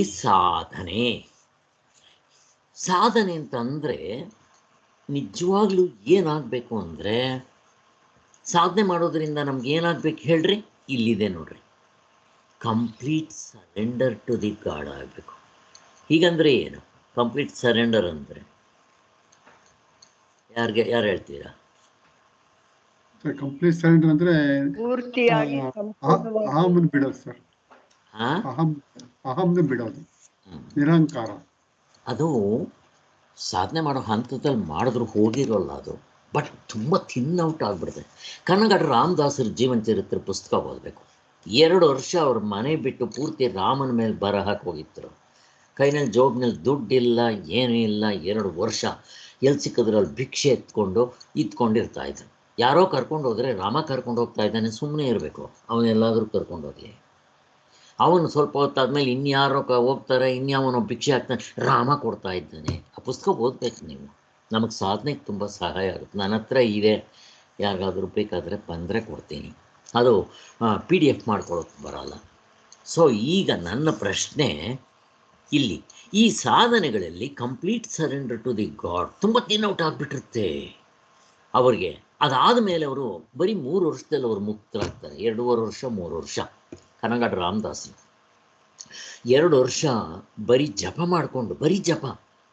ಅದೇ ಹೇಳಿದ್ನಲ್ಲ, ಅವ್ರ ತಂದೆಯವರು direct disciple of Brahmachaitanya Maharaj. ಅವರು ಶ್ರೀರಾಮ್ ಜಯರಾಮ್ ಜೈ ಜಯರಾಮ್ ಕೊಟ್ಟಿದ್ದರು. ಇವರು ಅದಕ್ಕೆ ಬೇಗ ನಮಗೆ ಮೋಕ್ಷ ಆಗುತ್ತೆ ಅಂತ ಶ್ರೀರಾಮ್ ಜಯರಾಮ್ ಜೈ ಜಯರಾಮ್ ಸೇರಿಸ್ಕೊಂಡ್ರು. ಇಷ್ಟೇ ವ್ಯತ್ಯಾಸ. ಅವ್ರೆ ಇಲ್ಲಿ ಸಾಧನೆಗಳಲ್ಲಿ 2 ಥರ ಸಾಧನೆ ಇದೆ ನೋಡ್ರಿ. ಇವಾಗ ನಾವು ಮಾಡ್ತಾ ಇದ್ದೀವಲ್ಲ, ಕರ್ತೃತಂತ್ರ, ವಸ್ತುತಂತ್ರ. ಈ ಸಾಧನೆಗಳು ಯಾತಿಗೆ ಮಾಡ್ತಾ ಇದ್ದೀವಿ? ಕಾಮ್ಯ ಕರ್ಮಕ್ಕಾಗಲಿ, ಕರ್ಮಕಾಂಡದಲ್ಲಿ ಹೇಳಿರೋದಕ್ಕಾಗಲಿ, ಉಪಾಸನೆಗೆ ಅಲ್ಲ. ಮತ್ತಿನ್ಯಾತಿಕೆ? Self realisation. ಬದುಕಿರುವಾಗಲೇ ನಾನು ಮುಕ್ತನಾಗಬೇಕು.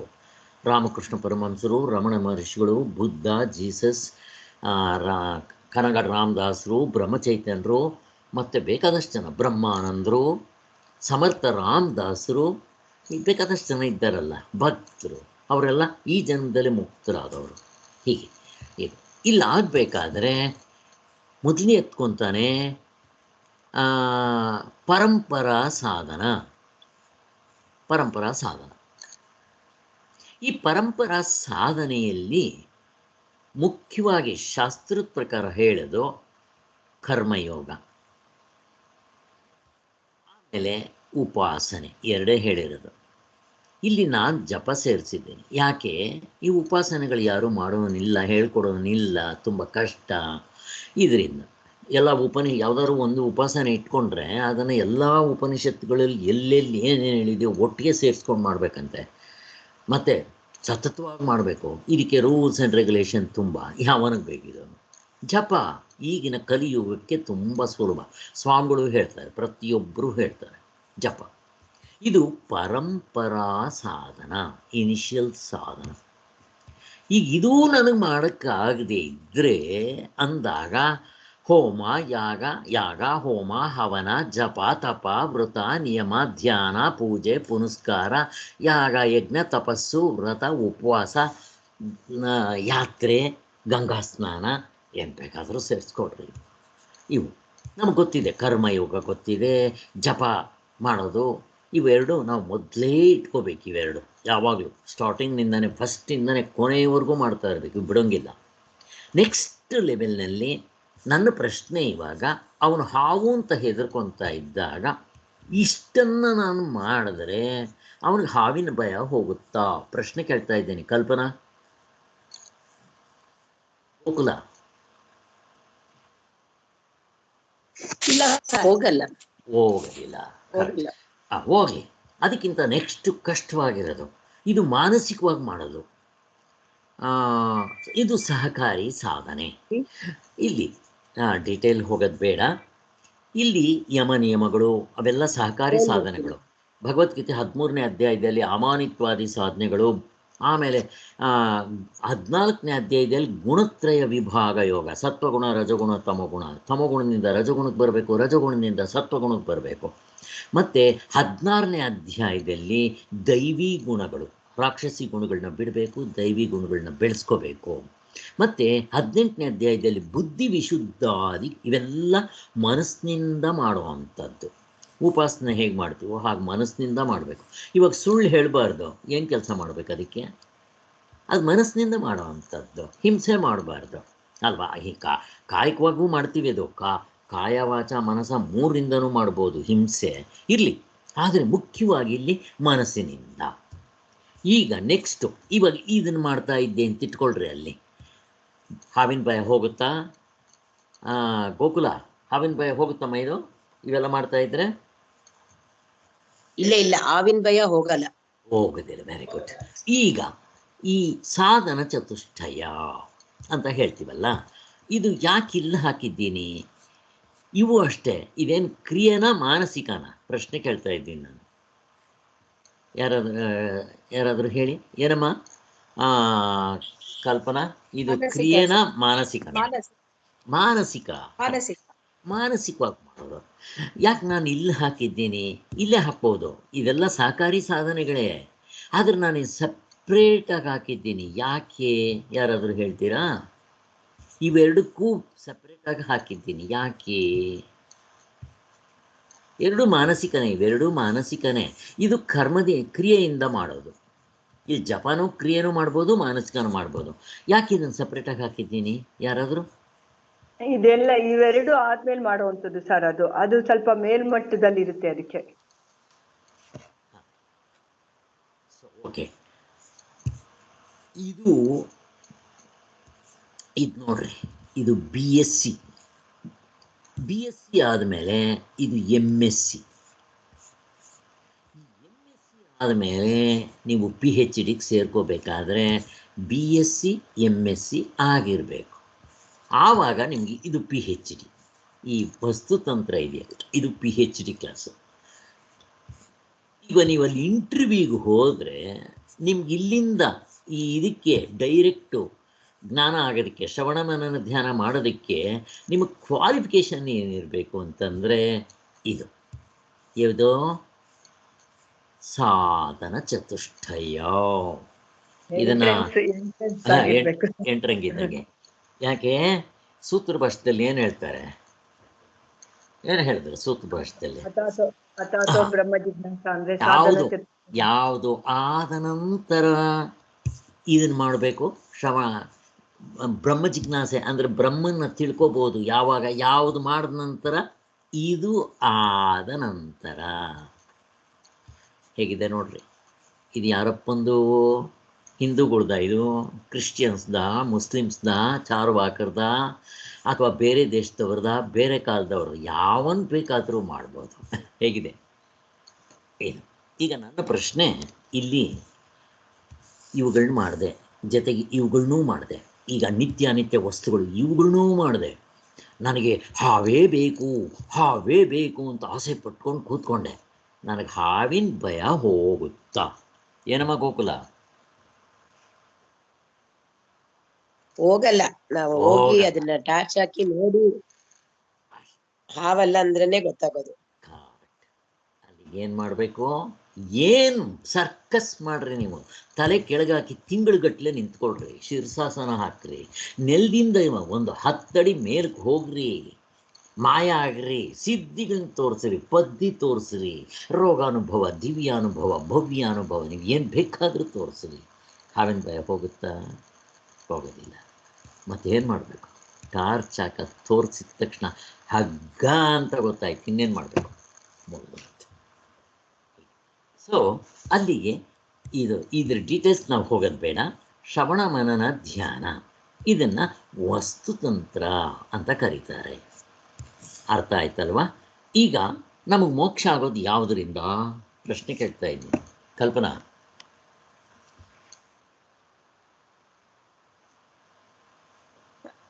ಶ್ರವಣ ಮನನ ನಿತ್ಯಾಸನ ಸರ್. ನಿಧಿಧ್ಯಾಸನ. ಅದಕ್ಕೆ ಏನಂತಾರೆ ಹೆಡ್ಡಿಂಗು ವಸ್ತುತಂತ್ರ.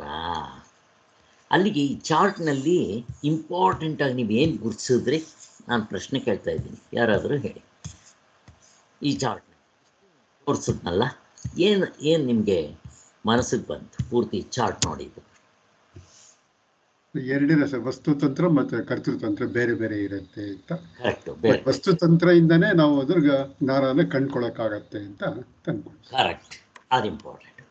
ಅಲ್ಲಿಗೆ ಈ ಪ್ರಪಂಚದಲ್ಲಿ ಎಷ್ಟೊಂದು ಸಾಧನೆಗಳಿದೆಯಲ್ಲ, ನಮ್ಮ ವೇದ ಅಂದರೆ ಎಲ್ಲ ಸೇರ್ಕೊಂಡ್ಬಿಡ್ತದ್ರೆ. ಬೇರೆ ಅವ್ರು ಹೇಳೋದು, ನೀವು ಹೇಳೋದು, ದರ್ಶನಕಾರರು ಹೇಳೋದು, ವೆಸ್ಟರ್ನ್ ಫಿಲಾಸಫರ್ಸ್ ಹೇಳೋದು, ಸೈಂಟಿಸ್ಟ್ಗಳು ಹೇಳೋದು, ಇನ್ಯಾವನೋ ಬಂದು ಏನು ಸಾಧನೆ ಬೇಕಾದರೂ ಹೇಳಿರಿ, ಇಷ್ಟರ ಒಳಗಡೆನೇ ಬೀಳಬೇಕು. ಇದ್ರೆ ವಸ್ತುತಂತ್ರ, ಆ ವಸ್ತುತಂತ್ರದಲ್ಲಿ ಶ್ರವಣ ಮನನ ಧ್ಯಾನ 3 ಬಿಟ್ಟರೆ 4ನೇದಿಲ್ಲ. ಈ 3 ವಸ್ತುತಂತ್ರ ಇದನ್ನ ಚೆನ್ನಾಗಿ ಅರ್ಥ ಮಾಡ್ಕೊಂಡ್ಬಿಟ್ರೆ ಮಿಕ್ಕಿರೋದು ನೀವು ಯಾರು ಏನು ಸಾಧನೆ ಬೇಕಾದರೂ ಹೇಳ್ರಿ. ಕರ್ತೃತಂತ್ರ ಮುಗಿದೋಯ್ತು. ಈ ಕರ್ತೃತಂತ್ರದಿಂದ ಮೋಕ್ಷ ಆಗಲ್ಲ. ಇಷ್ಟಪ್ಪ. ಈಗ ನಮಗೊಂದು ಓವರಾಲ್ ಪಿಕ್ಚರ್ ಬಂತು. ಈಗ ನನಗೆ ಕರ್ತೃತಂತ್ರ ಅಂದರೆ ಏನು ಯಾರಾದರೂ ಹೇಳಬೇಕು. ಇವಾಗ ಬರೋಣ ಇಲ್ಲಿಗೆ. ಸೊ ಅಲ್ಲಿಗೆ ನೆಕ್ಸ್ಟ್ ಚಾಪ್ಟರ್ಗೆ ಹೋಗೋಣ. ಕರ್ತೃತಂತ್ರವೆಂದರೆ ಏನು? ಶ್ರೀಧರ್ ಅವರೇನಾದರೂ ಹೇಳ್ತೀರಾ? ಹಾಂ ಸರ್, ಹೇಳ್ತೀನಿ ಸರ್. ಕರ್ತೃತಂತ್ರ ಅಂದರೆ ವ್ಯಕ್ತಿಯ ಅನುಸಾರವಾಗಿ, ವ್ಯಕ್ತಿ ನನಗೆ ಅವಲಂಬಿತವಾಗಿ. ಒಂದು ನಿಮಿಷ, ಕರ್ತೃತಂತ್ರ ಫಸ್ಟ್ ಅಂತಾನೆ ಒಂದು ಎಕ್ಸಾಂಪಲ್ ಕೊಡಿ. ಕರ್ತೃತಂತ್ರ ಅಂದರೆ ನಮ್ಮ ಒಂದು ವಿಷಯನ ತಿಳ್ಕೊಳ್ಳೋದು, ನಮ್ಮ ಅನುಭವದಲ್ಲಿ ತಿಳ್ಕೊಳ್ಳೋದು, ನಮ್ಮ ಜ್ಞಾನದಲ್ಲಿ ಮಾತ್ರ ತಿಳ್ಕೊಳ್ಳೋದು, ನಮ್ಮ ಅಧೀನದಲ್ಲೇ ಇರುತ್ತೆ. ಅದು ಕರ್ತೃತಂತ್ರ ಅಂದರೆ ಹೇಗಿದೆ ಹಾಗಿರಲ್ಲ. ಅದು ನಾವು ಹೇಗೆ ಇಮ್ಯಾಜಿನ್ ಮಾಡ್ಕೊಂಡು ನಮ್ಮ ಎಷ್ಟು ಜ್ಞಾನ ಇದೋ ಅದರಷ್ಟು ತಿಳ್ಕೊಳ್ಳೋದು. ಅಲ್ಲ, ಒಂದು ಎಕ್ಸಾಂಪಲ್ ಬೇಕು, ಇನ್ನು ಸುಲಭವಾಗಿರೋದು. ಇನ್ನು ಯಾರಾದರೂ ಹೇಳಿ, ಕರ್ತೃತಂತ್ರಕ್ಕೆ ಏನು ಎಕ್ಸಾಂಪಲ್ ಕೊಡ್ತೀರಿ? ನಿನ್ನೆ ಕೊಟ್ಟಿದ್ನಲ್ಲ ನಾನು, ಅಲ್ಲೇ ಕೊಟ್ಟಿದ್ದಾರೆ ಸ್ವಾಮಿಗಳೇ, ಅದೇ ಕೊಟ್ಟಿದ್ದಾರೆ ಅವರು. ಈಗ ಬೆಂಗಳೂರಿಂದ ಮೈಸೂರಿಗೆ ಹೋಗಬೇಕು. ಹಾಂ ಹೇಳಮ್ಮ, ಹೇಳಿ ಯಾರ? ಅದೇ ಸರ್, ಮೈಸೂರಿಗೆ ಹೋಗ್ಬೇಕಾಗಿತ್ತೈತಿ. ಇವಾಗ ನಾವು ನಡ್ಕೊಂಡು ಹೋಗ್ಬೋದು, ಸೈಕಲಲ್ಲಿ ಹೋಗ್ಬೋದು, ಬಸ್ಸಲ್ಲಿ ಹೋಗ್ಬೋದು, ಏರೋಪ್ಲೇನಲ್ಲಿ ಹೋಗ್ಬೋದು, ಹೆಲಿಕಾಪ್ಟ್ರಲ್ಲಿ ಹೋಗ್ಬೋದು. ಅದು ನಮ್ಗೆ ಸೇರಿದ್ದು, ಕರ್ತೃ ಮಾಡೋನ್ಗೆ ಸೇರಿರುತ್ತೆ. ಅದನ್ನ ಕರ್ತೃತಂತ್ರ ಅಂತ ಹೇಳ್ತಾರೆ. ಅಥವಾ ಹೋಗ್ದಿರನು ಇರ್ಬೋದು, ಇಷ್ಟ ಇಲ್ಲದೆ ಇದ್ರೆ. ಬೇರೆ ರೀತಿಯಲ್ಲೂ ಹೋಗ್ಬೋದು. ಈಗ ಬೆಂಗಳೂರಿಂದ ಮೈಸೂರಿಗೆ ಹೈವೇನಲ್ಲಿ ಹೋಗ್ಬೋದು. ಬೇಡ ಅಂದರೆ ನಾನು ಸುತ್ತಿ ಬಳಸ್ಕೊಂಡು ಹೋಗ್ತೀನಿ, ಯಾರಪ್ಪಂದೇನು ಹೋಗುತ್ತೆ, ನನ್ನ ಇಷ್ಟ. ಅದು ಹೆಂಗಿದೆ ಇದು ಕರ್ತೃ. ಫಸ್ಟ್ ಎಕ್ಸಾಂಪಲ್ ತಿಳ್ಕೊಂಡ್ಬಿಡೋದು, ಚೆನ್ನಾಗಿ ಮೆಲ್ಕು ಹಾಕ್ಬಿಡ್ಬೇಕು ಎಕ್ಸಾಂಪಲ್ಲು. ಇವಾಗ ನೀವು ಕರ್ತೃತಂತ್ರಕ್ಕೆ ಎಕ್ಸ್ಪ್ಲೈನ್ ಮಾಡಿರಿ. ಹಾಂ ಹೇಳಿ, ಇವಾಗ ಕರ್ತೃತಂತ್ರ ಡೆಫಿನೇಷನ್ ಎಕ್ಸ್ಪ್ಲೈನ್ ಮಾಡಿ. ಅಲ್ಲಿ ಏನಂತ ಅಲ್ಲಿ ಬರೆದಿದ್ದಾರೆ, ನೋಡಿಕೊಂಡೇ ಹೇಳ್ಬೋದು ನೀವು.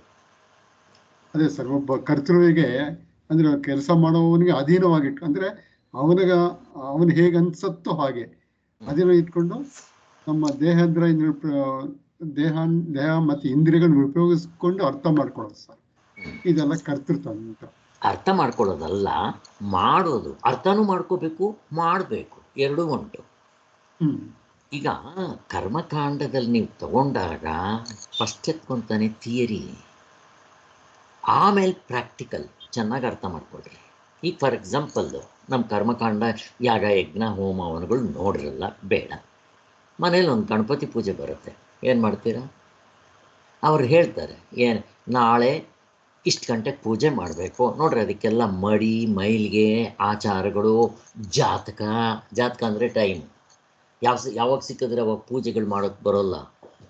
ಈ ಸಣ್ಣ ಪೂಜೆಗಳಿಗೆ ಇಷ್ಟಿರಬೇಕಾದ್ರೆ ಕರ್ಮಕಾಂಡದಲ್ಲಿ ಹೇಳೋ ಆ ಯಾಗ ಯಜ್ಞಗಳಿಗೆ ಇನ್ನೆಷ್ಟಿರಬೇಕು, ಮಡಿ ಮೈಲಿಗೆ ಆಚಾರ ಹಾಗೆ. ಆದ್ದರಿಂದ ಫಸ್ಟ್ ಎತ್ಕೊತಾನೆ ಅವರು, ಈಗ ಲಕ್ಷ್ಮೀ ಪೂಜೆ ಮಾಡಬೇಕು ಅಂದರೆ ಇಂತಿಂಥ ಸಾಮಾನು ಬೇಕು, ಸರಸ್ವತಿ ಪೂಜೆ ಆದರೆ ಇಂಥದ್ದು, ಗಣಪತಿ ಪೂಜೆ ಆದರೆ ಕಡುಬೋ ಗಿಡ್ಬೋ ಅಥವಾ ಹುಲ್ಲು ಸಿಗುತ್ತಲ್ಲ, ಏನಂತಾರೆ ಅದಕ್ಕೆ, ಗರ್ಕೆ ಸಗಣಿ, ಇವೆಲ್ಲ ಆಯಾಯ ಪೂಜೆಗೆ ಬೇರೆ ಬೇರೆ ಇರುತ್ತೆ. ಮತ್ತು ಅದಕ್ಕೆ ಪೂಜೆ ಮಂತ್ರಗಳು ಬೇರೆ. ನಮ್ಗೆ ಹೇಳಕ್ಕೆ ಬಂದರೆ ನಾವು ಹೇಳ್ಬೋದು, ಇಲ್ಲ ಸ್ವಾಮಿಗಳು ಕರೆಸಿ ಮಾಡಿಸ್ಬೋದು. ಈ ಟೇಪ್ ರೆಕಾರ್ಡ್ ಹಾಕೊಂಡ್ಬಿಡ್ತೇನೆ. ಅಲ್ಲಿ ಏನಾಯಿತು, ಥಿಯರಿ ಫಸ್ಟ್, ಆಮೇಲೆ ಪ್ರಾಕ್ಟಿಕಲ್. ಥಿಯರಿ ಅದನ್ನು ಆ ಸಾಮಾನುಗಳನ್ನೆಲ್ಲ ತಗೊಂಬರ್ಬೇಕು, ಶೇಖರಣೆ ಮಾಡಬೇಕು, ಇಡಬೇಕು, ಮತ್ತು ನೈವೇದ್ಯ ಮಾಡಬೇಕು, ಗಣಪತಿಗಾದರೆ ಕಡುಬು, ಹೀಗೆ ಇವೆಲ್ಲ ಮಾಡ್ಕೋಬೇಕು. ಇಷ್ಟು ಕೆಲಸಗಳಿರುತ್ತೆ ನೋಡಿ. ಆದ್ದರಿಂದ ಹಾಗೆ. ಸೊ ಅಲ್ಲಿ ಏನಾಯಿತು, ಕರ್ತೃತಂತ್ರದಲ್ಲಿ ನೀವೆಲ್ಲ ಹೇಳಿದ ಪ್ರಕಾರ ಕರ್ತೃವಿಗೆ ಅಧೀನ. ಕರ್ತೃ ಅಂದ್ರೆ ಯಾರು? ನಾನು ಮಾಡೋನು, ಕರ್ತೃತ್ವ ಅಲ್ವಾ? ಹಾಗೆ ಹಾಗೆ ಕರ್ತೃತ್ವ. ಈಗ ನಾನು ಮೈಸೂರಿಗೆ ಅವ್ರು ಹೇಳ್ದಂಗೆ ಹೋಗ್ಬೋದು, ಅಥವಾ ಹೋಗದೇ ಇರ್ಬೋದು, ಅಥವಾ ನನಗಿಷ್ಟ ಇದ್ದಂಗೆ ನಡ್ಕೊಂಡು ಯಾತ್ರೆಯಲ್ಲಿ ಬೇಕಾದರೂ ಹೋಗ್ಬೋದು. ಬಟ್ ಅವ್ರು ಹೇಳ್ದಂಗೆ ಹೋಗದೆ ಮೈನ್ ರೋಡ್ನಲ್ಲಿ ಸುತ್ತಿ ಬಳಸ್ಕೊಂಡು ಹೋಗ್ಬೋದು, ಹೋಗದೇ ಇರ್ಬೋದು, ನನಗೆ ಬೇಕಾದಂಗೆ ಮಾಡ್ಬೋದು. ಹೇಗಿದೆ? ಇಷ್ಟು ಚಾಯ್ಸ್ ಇರುತ್ತೆ. ಇದಕ್ಕೆ ಕರ್ತೃತಂತ್ರ. ಇದಕ್ಕೆ ಇನ್ನೊಂದು ಹೆಸರೇನು? ಕರ್ತೃ.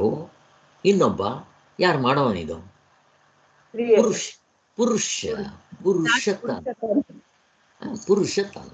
ಕರ್ತೃತಂತ್ರ ಮಾಡೋನಿಗೆ ಅಧೀನವಾಗಿರೋದು ಪುರುಷ. ಮನುಷ್ಯ. ಪುರುಷ ಅಂದರೆ ಇಲ್ಲಿ ಗಂಡಸು ಹೆಂಗಸು ಇಬ್ಬರನ್ನೂ ಸೇರಿಸ್ಕೋಬೇಕು. ಪುರುಷತಂತ್ರ ಅಂತಾರೆ. ಸೊ ಎಕ್ಸಾಂಪಲ್ ನಮಗೆ ಸ್ಪಷ್ಟವಾಗಿ ಅರ್ಥ ಆಯಿತು. ಹೀಗೆ ಕರ್ತೃತಂತ್ರ ಸಾಧನೆಯ ಮರ್ಮ ಗೊತ್ತಾಯ್ತು ನಮಗಿದು. ಈಗ ತಂತ್ರದಲ್ಲಿ ಉತ್ಸರ್ಗ, ವಿಕಲ್ಪ, ಅಪವಾದ. ಇನ್ನೂ ಒಂದು ಕರ್ತೃತಂತ್ರ ಅಥವಾ ಕರ್ಮಕಾಂಡದಲ್ಲಿ ಅಥವಾ ಕರ್ಮಕ್ಕೆ 4 ಮಾಡೋದು ಬರುತ್ತೆ. ಅದಕ್ಕೆ ಯಾರು ಗೊತ್ತಾ? ಇದು ಕರ್ಮದಲ್ಲಿ 4 ನಮಗೆ ಮಾಡೋಕ್ಕಾಗೋದು, 4ಕ್ಕಿಂತ ಬೇರೆದು ಮಾಡೋಕ್ಕೆ ಬರಲ್ಲ. ಒಂದೇ ನಿಮ್ಮ ಪಾಪ ಅರ್ಥ ಆಗದೆ ಇರ್ಬೋದು. ಒಂದು ಎಕ್ಸಾಂಪಲ್ ಇವಾಗ ಕರ್ಮ ಮಾಡಿದ್ರಿ, ಏನಾಗ್ಬೋದು ಹೇಳ್ರಿ? ಇಲ್ಲದನ್ನು ಹೊಸದಾಗಿ ಪಡೀಬಹುದು. ಮೊದಲನೇದು, ಎರಡನೇದು, ಮೂರನೇದು, ನಾಲ್ಕನೇದು ಯಾರಾದರೂ ಹೇಳ್ತೀರಾ? ಕರ್ಮದಿಂದ ಆಗುವಂಥ ಫಲ ಏನೇನು? ಅದೇ ಕಷ್ಟನ ದೂರ ಮಾಡ್ಕೊಬೋದಾ ಸರ್? ಅದೇ ಹೌದು. ಒಂದು ಇಲ್ಲದನ್ನು ಪಡಿಬೋದು. ಈಗ ಪುತ್ರಕಾಮೇಷ್ಟಿ ಯಜ್ಞ ಮಾಡಿದ್ರಿ, ದಶರಥನ ಮಕ್ಕಳಿಲ್ಲ, ಪಡೆದ ಕರ್ಮದಿಂದ ಆಗೋ ಪಾಸಿಬಿಲಿಟೀಸ್ ಒಂದು. ಇದಕ್ಕೆ ಉತ್ಪಾದ್ಯ, ಹೊಸದಾಗಿ ಪಡೆಯೋದು. ಎರಡನೇದು ವಿಕಾರ್ಯ. ನಾವು ಯಾವುದಾದ್ರು ಒಂದು ಕೆಲಸ ಮಾಡೋದ್ರಿಂದ ಅದನ್ನು ವಿಕಾರ್ಯ ಮಾಡ್ಬೋದು. ಮೂರನೇದು ಪ್ರಾಯಶ್ಚಿತ ಕರ್ಮ, ಅಂದರೆ ಅದರಲ್ಲಿ ದೋಷ ತೆಗೆದಾಕ್ಬೋದು. ದೋಷ ಇದ್ದರೆ, ನಿಮ್ಗೆ ಹಿಂದೆ ಹೇಳಿದ್ದೆ ಒಂದು ವೇಶ್ಯೆ, ಅದಕ್ಕೆ ಇಂತಿಂಥ ಕರ್ಮಗಳನ್ನ ಮಾಡಿದ್ರೆ ಆ ಪ್ರಾಯಶ್ಚಿತ ಕಳ್ಕೊಬೋದು. ಒಬ್ಬ ಕಾಗೆ ಕೊಂದಿರ್ತಾನೆ, ಏನು ಮಾಡಬೇಕು? ಅದಕ್ಕೊಂದು ಪ್ರಾಯಶ್ಚಿತ ಕರ್ಮ ಅಂತ ಹೇಳ್ತಾರೆ ಅಲ್ವಾ? ಅವುಗಳನ್ನ ಮಾಡ್ಕೋಬೋದು. ನಾವು ಮಾಡೋದ್ರಿಂದ ಅದರಿಂದ ನಮಗೆ ಅದರಿಂದ ಏನೋ ಆಗಿರುತ್ತಲ್ಲ, ಪಾಪ ಮಾಡಿದರೆ ತಪ್ಪಿಸ್ಕೊಳ್ಳೋದಿಕ್ಕೆ. ಅದು ಆ ವೇಶ್ಯೆ ಅಷ್ಟೆಲ್ಲ ಪಾಪ ಮಾಡಿದ್ರು, ಆ ಸಗಣಿಯಲ್ಲಿ ದಿನ ಆ ಹಸುಗೆ ಅಥವಾ ಕುದುರೆಗೋ ಹಸುಗೆ ಅದನ್ನು ಕಾಳು ಹಾಕಬೇಕು. ಆ ಹಸು ಸಗಣಿ ಹಾಕುತ್ತೆ. ಆ ರಾತ್ರಿನೋ ಬೆಳಗ್ಗೆನೋ ಸಗಣಿ ಹಾಕಿದಾಗ ಅದರಲ್ಲಿ ಕೆಲವು ಕಾಳುಗಳು ಡೈಜೆಸ್ಟ್ ಆಗಿರಲ್ಲ, ಅವನ್ನ ತಗೊಂಡು ತೊಳ್ಕೊಂಡು ಅದನ್ನೇ ಊಟ ಮಾಡಬೇಕು 1 ವರ್ಷ. ಹೀಗೆ ಮಾಡಿದ್ರೆ ಅವಳು ಮಾಡಿದ್ದ ಪಾಪ ಪರಿಹಾರ ಆಗುತ್ತೆ. ಇದಕ್ಕೆ ಪ್ರಾಯಶ್ಚಿತ್ತ ಕರ್ಮ ಅಂತಾರೆ. ಇದೊಂದು ಕರ್ಮ ಮಾಡೋದ್ರಿಂದ ವಿಕಾರ್ಯ ಅಂತಂದರೆ ಏನು? ಈಗ ಫಾರ್ ಎಕ್ಸಾಂಪಲ್ ಮೊಸರು ಇರುತ್ತೆ, ಅದಕ್ಕೆ ಹಾಲಿರುತ್ತೆ, ಹಾಲಿಗೆ ನಾನು ಮೊಸರು ಹಾಕಿದ್ರೆ ಅದು ವಿಕಾರ ಪರಿಣಾಮವಾಗುತ್ತೆ. ಸೊ ಒಂದು ಇಲ್ಲದ್ದು ಪಡೆಯೋದು, ಆಮೇಲೆ ಇನ್ನೊಂದು ಪ್ರಾಯಶ್ಚಿತ್ತ ಅದರಲ್ಲಿರೋ ಅಂಥ ದೋಷವನ್ನು ತೆಗೆದುಹಾಕೋದು, ಮೂರನೇದು ಪರಿಣಾಮ ಮಾಡಿಕೊಳ್ಳೋದು. ಹೀಗೆ 4 ಬಿಟ್ಟರೆ ಈ ಕರ್ಮಕ್ಕೆ 5ನೇ ಕೆಲಸ ಮಾಡೋಕ್ಕೆ ಬರೋಲ್ಲ. ಇದರಿಂದ ಜ್ಞಾನ ಹೆಂಗೆ ಮಾಡ್ಕೊತೀರ? ನಿಮಗೆ ಹಾವಿನ ಭಯ ಆಗಿದೆ, ಇರೋದು ಇವು 4 ಕೆಲಸ ಮಾಡೋಕ್ಕೆ ಬರೋದ ಕರ್ಮಕ್ಕೆ? ಈಗ ಪರಿವರ್ತನೆ ಆಗಬೇಕೇನೋ? ಅಲ್ಲಿ ಇಲ್ಲ, ಇದ್ದದ್ದು ತೋರಿಸ್ಬೇಕು ನನಗೆ, ಆಗಲ್ಲ. ಹೇಗಿದೆ ನೋಡ್ರಿ, ಈ ಕರ್ಮಕಾಂಡ ಆಗಲಿ ಇಷ್ಟೇ. ಉಪಾಸನ ಕಾಂಡದಲ್ಲಿ ಇಲ್ಲಲ್ಲ. ಸತ್ತ ಮೇಲೆ ಬೇರೆ ಶರೀರ, ಬೇರೆ ಲೋಕ, ಬೇರೆ ದೇಹ. ಈ ದೇಹ ಸುಟ್ಟಾಕ್ಬಿಡ್ತಾರೆ ಅದರಲ್ಲಿ.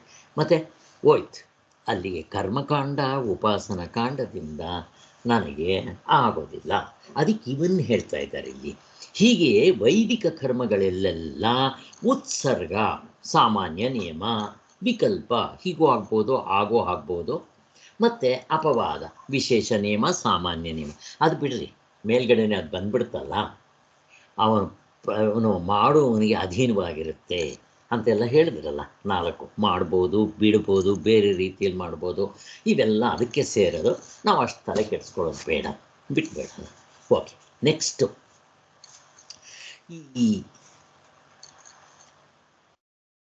71ನೇ ಪೇಜ್ನಲ್ಲಿ ಕೊನೆ ಪ್ಯಾರ ನೋಡ್ತಾ ಇದ್ದೀನಿ. ನಿಮ್ಮ ಹತ್ರ ಬುಕ್ಸ್ ಇದ್ದರೆ ನೋಡ್ಕೋಬೋದು. ಲೌಕಿಕ ವೈದಿಕ ಕರ್ಮಗಳಾಗಲಿ, ಮನಪ್ರಧಾನವಾದ ಉಪಾಸನ ಧ್ಯಾನಗಳಾಗಲಿ ಎಲ್ಲವೂ ಕರ್ತೃತಂತ್ರ. ಅದಕ್ಕೆ ನಾನು ಆ ಚಾರ್ಟ್ ತೋರಿಸಿದ್ದು.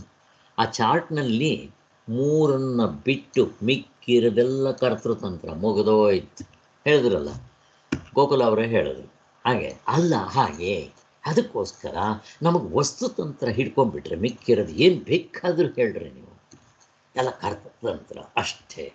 ಅಲ್ಲಿಗೆ ನಮಗೆ ಹಾವಿನ ಭಯ ಹೋಗಬೇಕಾದ್ರೆ ವಸ್ತುತಂತ್ರದಿಂದಲೇ, ಜ್ಞಾನದಿಂದಲೇ ಮೋಕ್ಷ. ಅಷ್ಟು ಅರ್ಥ ಆಯ್ತು. ಸೊ ಶಂಕರಾಚಾರ್ಯ ಮಾಡಿ ದೊಡ್ಡ ಕೆಲಸ ಏನು ಅಂದರೆ ಇದು ತೋರಿಸೋದು. ಬಟ್ ಇದನ್ನು ಆಮೇಲೆ ಮರ್ತ್ಕೊಂಡು ಬಂದರು. ಈ ಕರ್ತೃತಂತ್ರ ನಮಗೆ ಸ್ಪಷ್ಟವಾಗಿ ಅರ್ಥ ಆಯಿತು. ಈ ವಸ್ತುತಂತ್ರಕ್ಕೆ ಬರೋಣ. ಸೊ ವಸ್ತುತಂತ್ರ ಅಂದರೆ ಏನು? ಈಗ ನೆಕ್ಸ್ಟ್ 72ನೇ ಪೇಜ್. ಯಾರಾದರೂ ಹೇಳ್ತಾರೆ, ಫಸ್ಟ್ ಎಕ್ಸಾಂಪಲ್ ಕೊಡಿ ನನಗೆ ವಸ್ತುತಂತ್ರಕ್ಕೆ. ಶ್ರೀಧರ್ ಅವರೇ ಅಥವಾ ಕಲ್ಪನಾ, ಯಾರು ಕೊಡ್ತೀರಮ್ಮ? ಅಥವಾ ಗೋಕುಲ, ಯಾರಾದರೂ ಕೊಡಮ್ಮ. ಕಲ್ಪನಾ. ವಸ್ತುತಂತ್ರ ವಸ್ತು ಹೇಗಿದೆಯೋ ಅದನ್ನ ನೋಡೋದು. ಇವಾಗ ಅಗ್ನಿ, ಅದು ಅದ್ರ ಗುಣ ಬಂದು ಬಿಸಿ ಅಂತ. ಅದು ತಣ್ಣಗಿದೆ ಅಂತ ಯಾರು ಹೇಳಿದ್ರು ಯಾರು ನಂಬಲ್ಲ. ಅಗ್ನಿ ಗುಣ ಬಿಸಿ ಅಂತಂದ್ರೆ ಎಲ್ರಿಗೂ ಅದು ಕರೆಕ್ಟು. ನನಗೆ ವಸ್ತುತಂತ್ರ ಅರ್ಥ ಮಾಡ್ಕೊಳ್ಳೋದಕ್ಕೆ ಒಂದು ಎಕ್ಸಾಂಪಲ್ ಯಾವುದಾದ್ರು ಸಿಂಪಲ್ ಆಗಿರೋದು ಕೊಡಿ. ಇವಾಗ ಕಾಗೆ ಕಪ್ಪು ಅಂತಂದ್ರೆ ಕರೆಕ್ಟ್ ಅಮ್ಮ, ಹೇಳಮ್ಮ. ಅದ್ರ ಕಲರ್ ಕಪ್ಪೆ ಅಂತ ಅಷ್ಟೇ. ಕರೆಕ್ಟ್. ಇನ್ಯಾರು ಏನೋ ಹೇಳ್ತಾ ಇದ್ರಿ, ಹೇಳಿ. ಒಬ್ರೇನು ಎಷ್ಟೇ ಎಕ್ಸಾಂಪಲ್ಸ್ ಕೊಡ್ರಿ ವಸ್ತುತಂತ್ರಕ್ಕೆ. ಕಾಗೆ ಕಪ್ಪಗಿರೋದು ನನ್ಗೆ ಇಷ್ಟ ಇಲ್ಲ. ಅದು ಬೆಳ್ಳಗೆ ಆಗುತ್ತೆ ಅಂದ್ರೆ ಸಾಧ್ಯ ಇಲ್ಲ ಸರ್. ಅದು ಕಪ್ಪು ಬಣ್ಣ, ಅದ್ರ ಬಣ್ಣ ಕಪ್ಪೆ ಅಷ್ಟೇ. ಆಯ್ತು, ಇನ್ಯಾವ್ಯಾವ ಎಕ್ಸಾಂಪಲ್ಸ್ ಕೊಡ್ಬೋದು? ವಸ್ತು ಹೇಗಿದೆಯೋ ಹಾಗೆ ಜ್ಞಾನ ಆಗೋದು ವಸ್ತುತಂತ್ರ. ಕರೆಕ್ಟ್. ಇನ್ಯಾವ ಎಕ್ಸಾಂಪಲ್ಸ್ ಕೊಡ್ತೀರಾ? ದೃಷ್ಟಾಂತ, ಎಕ್ಸಾಂಪಲ್ಸ್. ಏನು ಕಷ್ಟಪಡ್ಬೇಕಾ? ವಸ್ತುತಂತ್ರಕ್ಕೆ ಎಕ್ಸಾಂಪಲ್ಸ್ ಕೊಡ್ಬೇಕು. ಹೇಳಮ್ಮ ಗೋಕುಲ.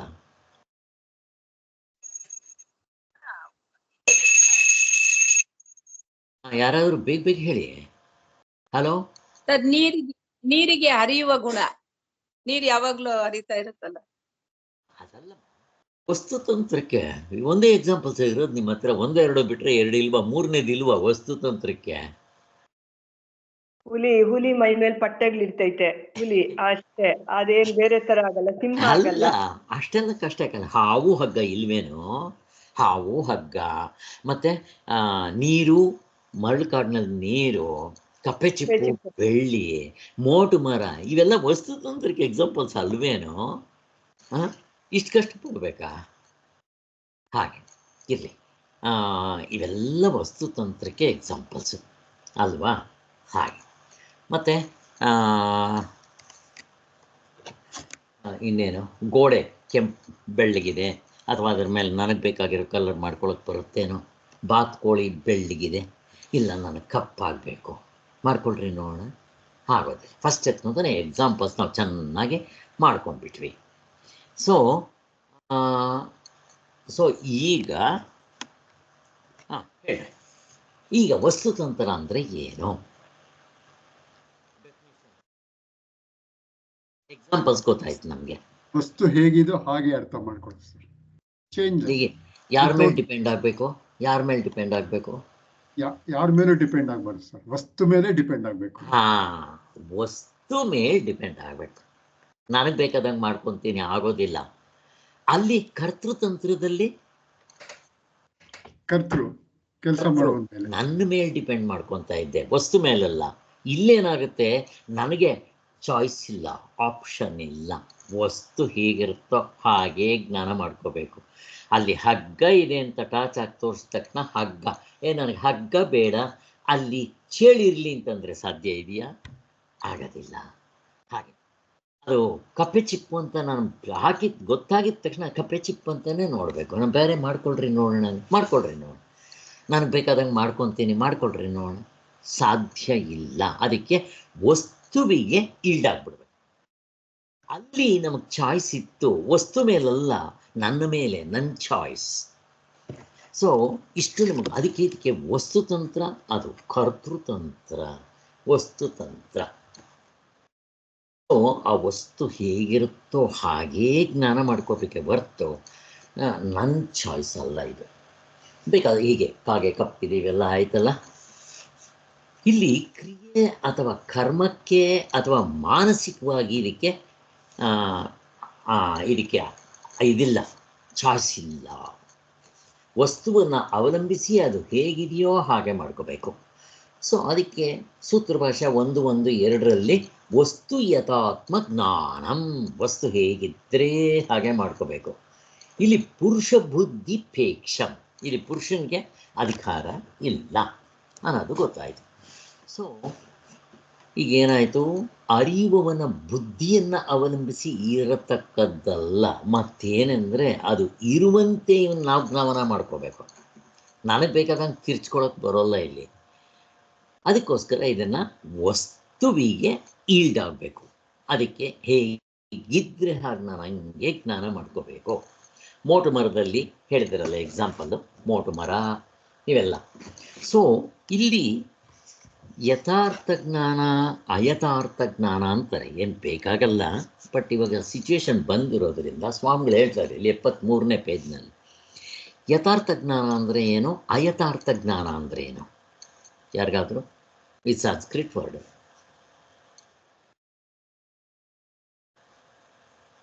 ವಸ್ತು ಹೇಗಿರೋದು ಹಾಗೆ ತಿಳ್ಕೊಳ್ಳೋಕ್ಕೆ ಯಥಾರ್ಥ ಜ್ಞಾನ ಸರ್. ಅಯಥಾರ್ಥ ಅಂದರೆ ನಮ್ಮ ಇಷ್ಟ ಹೆಂಗ್ ಬೇಕೋ ಹಂಗೆ ಮಾಡ್ಕೊಳ್ಳೋಕ್ಕೆ ಇಲ್ಲ, ಬೇರೆ ಬೇರೆ ಅಪಾರ್ಥ ಮಾಡ್ಕೊಳ್ಳೋದು ಅಲ್ಲ, ನೀವು ಮಾಡ್ಕೊಳ್ಳೋಕೆ ಬರೋದಿಲ್ಲ. ಅದು ಆ ಜ್ಞಾನ ಕರೆಕ್ಟ್ ಆಗಿದ್ದರೆ ಯಥಾರ್ಥ, ತಪ್ಪಾಗಿದ್ದರೆ ಅಯಥಾರ್ಥ ಅಷ್ಟೇ.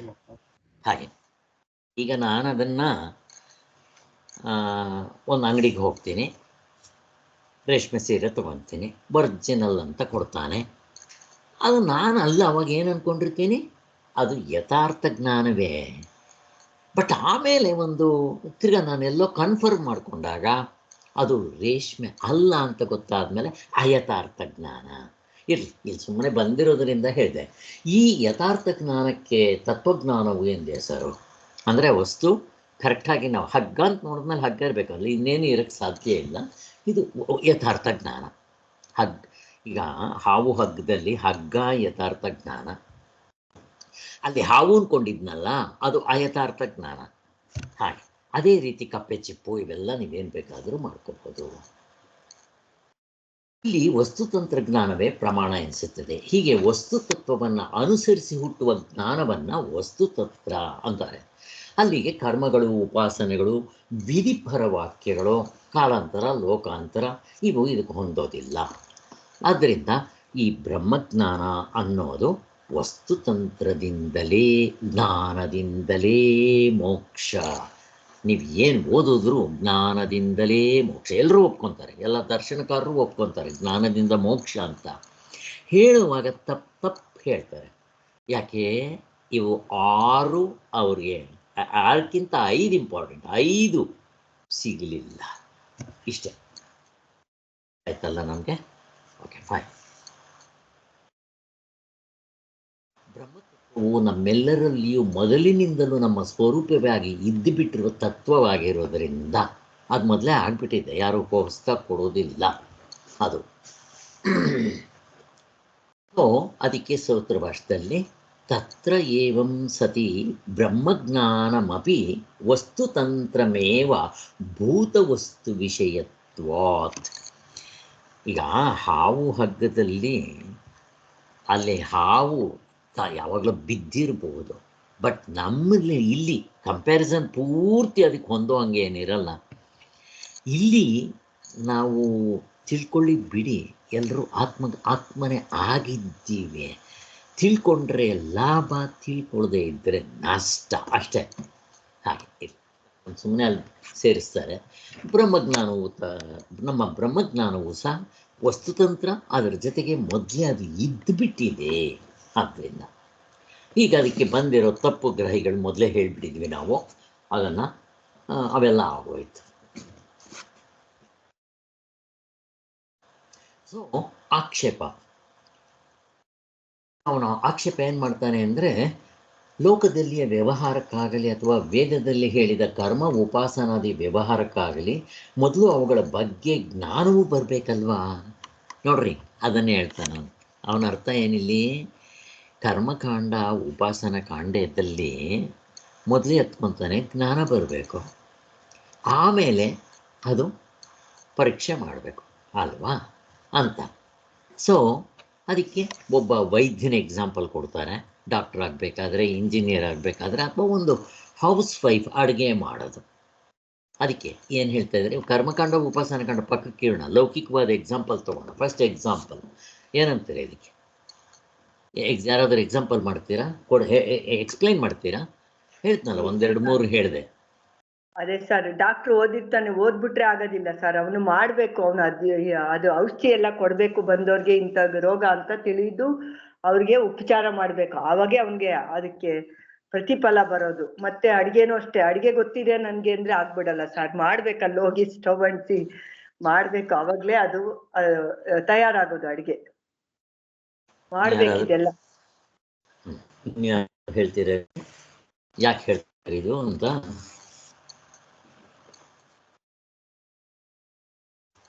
ವ್ಯವಹಾರದಲ್ಲಿ ಜ್ಞಾನದಲ್ಲಿ ಆ ತರ ಅಲ್ಲ, ವಸ್ತು ಹೇಗಿದೆಯೋ ಅದು ತಿಳ್ಕೊಳ್ಳೋದು, ಆಮೇಲೆ ಏನು ಮಾಡೋದೇನಿಲ್ಲ ಅದ್ರಲ್ಲಿ ಅಂತ ಸರ್. ಆತ್ಮಸ್ವರೂಪ ತಿಳ್ಕೊಳ್ಳೋದಷ್ಟೇ ಅಂತ. ಈಗ ಕರ್ಮಕಾಂಡ ಜ್ಞಾನದಲ್ಲಿ ಬಿಟ್ಬಿಟ್ರೆ ಮಿಕ್ಕಿರೋ ಎಲ್ಲ ಕಡೆನೂ ಫಸ್ಟ್ ಥಿಯರಿ, ಆಮೇಲೆ ಪ್ರಾಕ್ಟಿಕಲ್. ಈಗ ಮಕ್ಕಳು ಸ್ಕೂಲ್ಗೆ, ಇದು ಹೈಸ್ಕೂಲ್ಗೆ ಬರ್ತಾರೆ, ಕಾಲೇಜಿಗೆ ಬರ್ತಾರೆ ಅಂತ ಇಟ್ಕೊಳ್ರಿ. ಫಸ್ಟ್ ಎಲ್ಲ ಥಿಯರಿ. ಅವರು ಹೈಸ್ಕೂಲಿಗೆ ಬಂದಮೇಲೆ ಅಲ್ಲಿ ಸ್ವಲ್ಪ ಪ್ರಾಕ್ಟಿಕಲ್ ಇರುತ್ತೆ. ಸ್ವಲ್ಪ ಅವರೇನು ಮಾಡಬೇಕಾಗಿಲ್ಲ. ಕಾಲೇಜಿಗೆ ಬಂದಾಗ ಅವರು ಪ್ರಾಕ್ಟಿಕಲ್ ಮಾಡಬೇಕು. ನಾವು ಯಾರು ವರ್ಮು, ಕಾಕ್ರೋಚು, ಫ್ರಾಗು ಡಿಸೆಕ್ಷನ್ ಮಾಡೋದು ಥಿಯರಿ, ಫಸ್ಟ್ ಥಿಯರಿ ಕ್ಲಾಸ್ನಲ್ಲಿ. ಆಮೇಲೆ ಮಧ್ಯಾಹ್ನದ ಹೊತ್ತು ಪ್ರಾಕ್ಟಿಕಲ್. ಈಗ ನಾವು ಮೆಡಿಕಲ್ಗೆ ಸೇರಿದ ಮೇಲೆ ಬೆಳಿಗ್ಗೆ ಹೊತ್ತೆಲ್ಲ ಥಿಯರಿ, ಸಾಯಂಕಾಲದ ಹೊತ್ತು ಪ್ರಾಕ್ಟಿಕಲ್. ಅಲ್ಲಿ ಶವ ಕುಯ್ಯೋದು, ನರ ಎಲ್ಲಿದೆ, ಹಾರ್ಟ್ ಹೆಂಗಿದೆ, ಲಂಗ್ಸ್ ಹೆಂಗಿದೆ ಎಲ್ಲ ನೋಡ್ಕೋಬೇಕು ಇದು ಅಲ್ವಾ. ಈಗ ಹೌಸ್ ವೈಫು ಅವಾಗ ನಾನು ಇಷ್ಟೆಲ್ಲ ಆಗಿ ಥಿಯರಿ ಪ್ರಾಕ್ಟಿಕಲ್ ಎಲ್ಲ ಮಾಡ್ಕೊಂಡ್ಮೇಲೆ ನನಗೆ ಅದರ ಲಾಭ ಅಲ್ವಾ. ಹಾಗೆ ಈಗ ಅಡುಗೆ ಮಾಡ್ಕೋಬೇಕಾದ್ರೆ ಮೊದಲೇ ಎತ್ಕೊಂತ ನೀವು ಥಿಯರಿ ಇಲ್ದಂಗೆ ಮಾಡಿಬಿಡ್ತೀರಾ. ಇವಾಗ ಒಂದು ಸಾರು ಮಾಡಬೇಕು, ಹೆಂಗೆ ಮಾಡಬೇಕು? ಫಸ್ಟ್ ಎತ್ಕೊತಾನೆ ಅವ್ರು ಹೇಳ್ತಾರೆ, ಫಸ್ಟ್ ಎತ್ಕೊತಾನೆ ಏನೇನು ಹೇಳಿದ ತಕ್ಷಣ ಅವನ್ನ ಮೊದಲು ನೀವು ರೆಡಿ ಮಾಡ್ಕೋಬೇಕು. ಉಪ್ಪಿಟ್ಟು ಮಾಡಬೇಕು ಅಂದರೆ ಈರುಳ್ಳಿ ಹಚ್ಕೋಬೇಕು, ಕ್ಯಾರೆಟ್ ಹಚ್ಕೋಬೇಕು, ಇವೆಲ್ಲ ಇದೆ. ಆಮೇಲೆ ನೀರು ಬೇಕು, ಸ್ಟವ್ ಬೇಕು, ಎಲ್ಲ ಬೇಕು. ಅವು ಥಿಯರಿ ಆಯಿತು. ಏನೇನು ಬೇಕು, ಅದಕ್ಕೆ ಅರಿಶಿನ ಹಾಕಬೇಕು, ಅದು ಹಾಕಬೇಕು, ಸಾಸಿವೆ ಹಾಕಬೇಕು, ಉದ್ದಿನಬೇಳೆ ಏನೇನು ಹಾಕಬೇಕು, ಫಸ್ಟ್ ಅದನ್ನೆಲ್ಲ ಥಿಯರಿ. ಅದ್ರ ಪ್ರಕಾರ ಜೋಡಿಸ್ಕೊಂಡು ಪ್ರಾಕ್ಟಿಕಲಾಗಿ ನೀವು ಮಾಡಬೇಕಲ್ವಾ.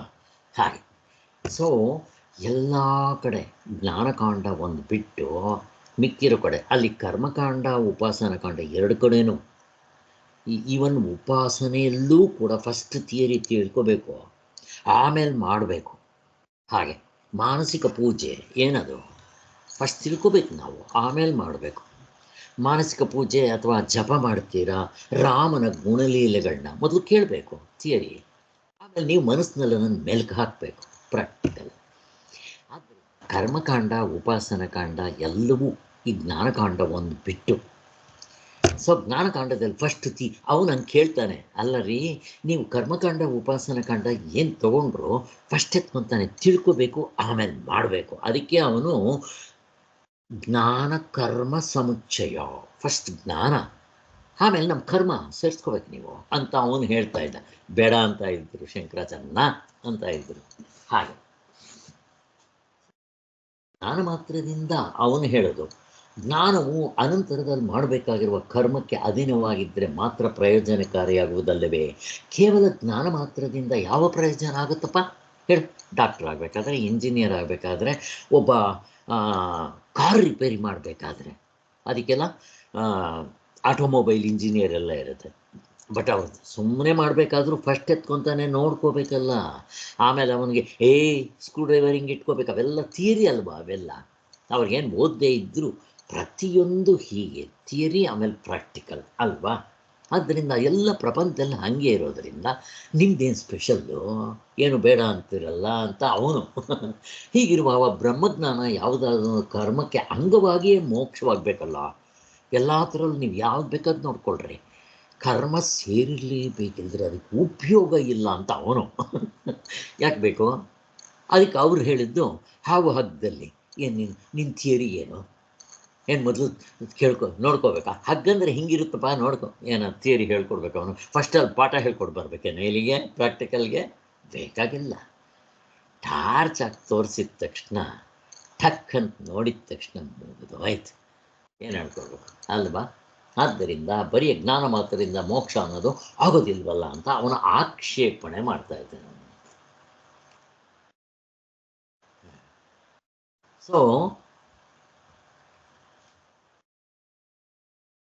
ಮೇಲಿನ ಆಕ್ಷೇಪಣೆಯು ಬಹಳ ಬಲತ್ಕರವಾಗಿ ಕಾಣುತ್ತದೆ. ಆದರೆ ಚೆನ್ನಾಗಿ ವಿಚಾರಿಸಿದಲ್ಲಿ ಬರೀ ಜ್ಞಾನ ಮಾತ್ರಕ್ಕೆ ಅವು ಬರುವುದೆಂಬುದು ಕೂಡ ಲೋಕಾನುಭವದಲ್ಲಿ ಪ್ರಸಿದ್ಧವೇ ಆಗಿರುವುದೆಂಬ ಬಗ್ಗೆ ಆಚಾರ್ಯರ ಒಂದು ದೃಷ್ಟಾಂತದ ವಾಕ್ಯವು ಹೀಗಿದೆ. ಮತ್ತು ಆಚಾರ್ಯರು ಅವನಿಗೊಂದು ಪ್ರಶ್ನೆ ಕೇಳ್ತಾರೆ, ಹೌದಪ್ಪ, ಈ ಭೂಮಂಡಲ ಸಪ್ತ ದೀಪಗಳುಳ್ಳದ್ದಾಗಿದೆ, ಈಗ ಹೇಳು ಏನು ಮಾಡಬೇಕು ಇವಾಗ? ನಿನ್ನ ಥಿಯರಿ ಕಟ್ಕೊಂಡು ಪ್ರಾಕ್ಟಿಕಲ್ ಏನು ಮಾಡಬೇಕು ಅಂತ ಕೇಳ್ತಾರೆ ಅವರು ಸ್ವಾಮಿಗಳಿಗೆ. ಶಂಕರಾಚಾರ್ಯರು ಕೇಳ್ತಾರೆ, ಇಲ್ಲೇನೂ ಇಲ್ಲ. ಹೇಗಿದೆ ನೋಡ್ರಿ, ಇದನ್ನು ಶಂಕರಾಚಾರ್ಯ ಒಂದು ಎಕ್ಸಾಂಪಲ್ ಕೊಡ್ತಾರೆ. ಅದು ವ್ಯರ್ಥವೇ ಆಗುವುದಲ್ವಾ ಅಂತ. ಕರ್ತೃವಿಧಿಗೆ ಎಂದರೆ ಕ್ರಿಯೆಗೆ ಒಳಪಡದೆ ಕೇವಲ ವಸ್ತುವಿನ ವಿಷಯ ಜ್ಞಾನವು ಮಾತ್ರವೇ ಇಟ್ಟುಕೊಂಡ್ರೆ ಅಥವಾ ಹೇಳಿದರೆ ಅದರಿಂದ ಯಾವ ಪ್ರಯೋಜನ ಇಲ್ಲ ಅಂತೀಯಲ್ಲ. ಈಗ ಭೂಮಂಡಲವು 7 ದೀಪಗಳುಳ್ಳದ್ದಾಗಿದೆ ಅಂತ ಒಬ್ಬನು ಹೇಳ್ತಾನೆ ಅಂತ ಇಟ್ಕೊಳ್ರಿ. ಸೊ ಅವನು ಹೇಳೋದು ನೋಡು ನಿಮ್ಮ ಶಾಸ್ತ್ರದಲ್ಲಿ ಇದೆ ಅಂತ ಅವನು ಈ ಕರ್ಮಕಾಂಡದವನು ಹೇಳ್ತಾನೆ. ಆದ್ದರಿಂದ ಏನಪ್ಪ ಲಾಭ ಇದೆ ನಿನಗೆ? ಥಿಯರಿ ಸುಮ್ಮನೆ ಕೇಳ್ಕೊಂಡಿದ್ದ ತಕ್ಷಣ ಏನು ಲಾಭ ಆಯ್ತು ನಿನಗೆ ಅಂತ ನಾವು. ಅದಕ್ಕೆ ಶಂಕರಾಚಾರ್ಯ ಎಕ್ಸಾಂಪಲ್ ಕೊಡ್ತಾರೆ. ದಡ್ಡ, ಆ ಎಕ್ಸಾಂಪಲ್ ಯಾಕೆ ಇಟ್ಕೊತೀಯ? ಕತ್ಲಲ್ಲಿ ಹಗ್ಗ ಬಿದ್ದಿದೆ, ಹಾವು ನೋಡೋದಕ್ಕೆ ನಿನ್ಗೇನು ಥಿಯರಿ ಬೇಕು? ಇಲ್ಲಿ ಲಾಭ ಇದೆಯಲ್ವೋ? ಸುಮ್ಮನೆ ನೋಡಿದ್ರಿಂದ ನಿನಗೆ ಭಯ ಹೋಯ್ತೋ ಇಲ್ವೋ, ಇನ್ನೇನು ಬೇಕೋ ಅಂತ ಕೇಳ್ತಾರೆ. ವಸ್ತುತಂತ್ರ ಹೀಗಾಯ್ತಲ್ಲ ಹಾಗೆ. ಮತ್ತು ಈ ಕರ್ತೃತಂತ್ರ ಬೇಕಾಗೋದಿಲ್ಲ, ಅದರಿಂದ ಬೆನಿಫಿಟ್ ಆಗೋದೇನೇನಕ್ಕೆ ಸ್ವಾಮಿಗಳು ಒಂದು ಎಕ್ಸಾಂಪಲ್ ಕೊಡ್ತಾರೆ. ನಮ್ಮ ಅನುಭವದಲ್ಲಿ ಹಾವು ಹಗ್ಗ ಬಿಟ್ಬಿಡ್ರಿ, ಇವೆಲ್ಲ ಲೌಕಿಕವಾಗಿ. ನಮ್ಮ ಪ್ರತಿದಿನ ಅನುಭವದಲ್ಲಿ ಯಾರು ಕೊಡ್ತೀರಾ? ನಿದ್ದೆ ಕನಸಿನಲ್ಲಿ ಯಾರು ಕೊಡ್ತೀರಾ?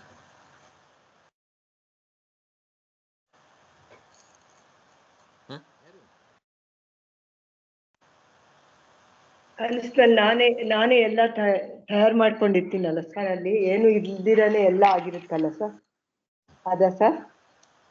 ಇನ್ಯಾರಾದ್ರೂ ಆ್ಯಡ್ ಮಾಡಿ. ಜಾನ್ಸನ್ ಚಿಟ್ಟೆ ಆಗಿರ್ತಾನೆ ಅವನೇ. ಅದಲ್ಲ, ಈಗ ನೀನೇನಪ್ಪ ಹೇಳ್ತೀಯಾ, ಕರ್ಮದಿಂದಲೇ ಲಾಭ ಅಂತೀಯಲ್ಲ. ಆಯ್ತು, ಕನಸು ಬಿದ್ದಿತ್ತು. ಆ ಕನಸಿನಲ್ಲಿ ಹುಲಿ ಅಟ್ಟಿಸ್ಕೊಂಡ್ಬರ್ತಾ ಇತ್ತು, ಒಂದು ಕಡೆ ಕಳ್ಳರು ಅಟ್ಟಿಸ್ಕೊಂಡ್ಬರ್ತಾ ಇತ್ತು. ಹೋಗಿ ಗುಂಡಿಲಿ ಬಿದ್ದೆ, ಎಲ್ಲ ಆಯಿತು, ಬಾಯಿ ಬಡ್ಕೊತಾ ಇದ್ದೆ. ಠಕ್ಕಂತ ಎಚ್ಚರ ಆಗೋಯ್ತು. ಈಗ ನಿನಗೆ ಭಯ ಹೋಯ್ತೋ ಇಲ್ವೋ? ಯಾತ್ರೆಯಿಂದ ಹೋಯ್ತು. ಏನು ಮಾಡಿದೆ ಇವಾಗ? ಎದ್ಮೇಲೆ ಏನು ಮಾಡಬೇಕಪ್ಪ? ತಾಳಪ್ಪ ಸ್ವಲ್ಪ ಜಪ ಮಾಡ್ತೀನಿ, ಇಲ್ಲಪ್ಪ ಆ ಹಾವನ್ನ ಓಡಿಸ್ತೀನಿ, ಅಥವಾ ಕಳ್ಳರನ್ನ ಕೋಲಿಟ್ಕೊಂಡು ಕೊಂದಾಕ್ತೀನಿ ಏನಂತ ಹೇಳಿ ಮಾಡಬೇಕೇನಪ್ಪ? ಹೇಳಿ. ಜ್ಞಾನದಿಂದ ನಿನಗೆ ಲಾಭ ಇದೆಯೋ ಇಲ್ವೋ? ಬರೀ ಜ್ಞಾನದಿಂದ ಅಂತ ನಮ್ಮ ಪ್ರತಿದಿನ ಕನಸು ಬರೋದನ್ನು ತೋರಿಸ್ತಾ ಇದ್ದಾರೆ. ಹಾಗೆ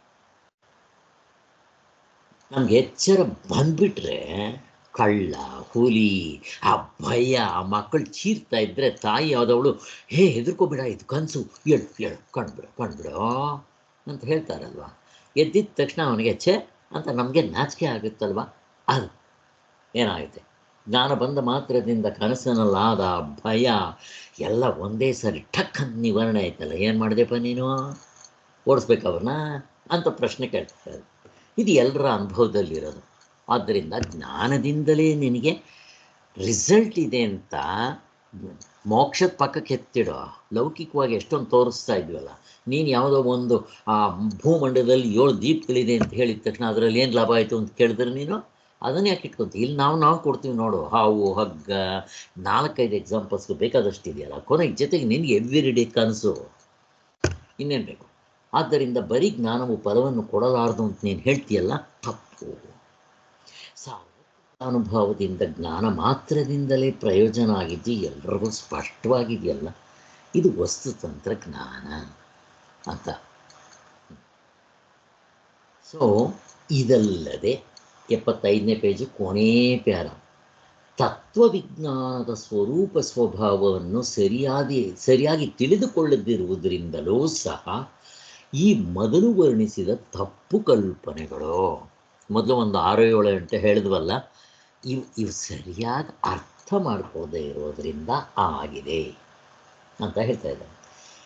ಸೊ ಬ್ರಹ್ಮಜ್ಞಾನವು ಬಂದ ಕೂಡಲೇ ಆತ್ಮ ಮಾತ್ರವೇ ಸತ್ಯವಾಗಿದ್ದು ಇನ್ನೊಂದೆಂಬುದು ಆತ್ಮನ ಹೊರತಾಗಿ ಉಳಿಯೋದಿಲ್ಲ. ಆಗ ಪೂರ್ವ ಗೃಹೀತ ತಪ್ಪು ಅಭಿಪ್ರಾಯಗಳು ಎಷ್ಟಿತ್ತೋ ಒಂದು ಉಳಿಯೋದಿಲ್ಲ. ಹೇಗೆ ಯಾರಾದರೂ ಎಕ್ಸ್ಪ್ಲೇನ್ ಮಾಡ್ತೀರಾ? ಇದು ನೀವು ಮಾಡಬೇಕು. ಎಕ್ಸಾಂಪಲ್ ಫಸ್ಟು ಹಾವು ಹಗ್ಗದ್ದು, ಆಮೇಲೆ ದೃಷ್ಟಾಂತಿಕದಲ್ಲಿ. ಇಷ್ಟು ನಾನೇ ಓದಿದ್ದೀನಲ್ಲ. ಯಾರಾದರೂ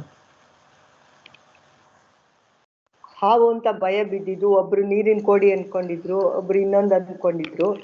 ಹಗ್ಗ ನೋಡಿದ ತಕ್ಷಣ ಯಾವ ತಪ್ಪು ಗ್ರಹಿಕೆನೂ ಇಲ್ಲ, ಏನು ಇಲ್ಲ, ಭಯ ಹೊರಟೋಯ್ತು, ಏನು ಇಲ್ಲ. ಆ ಥರ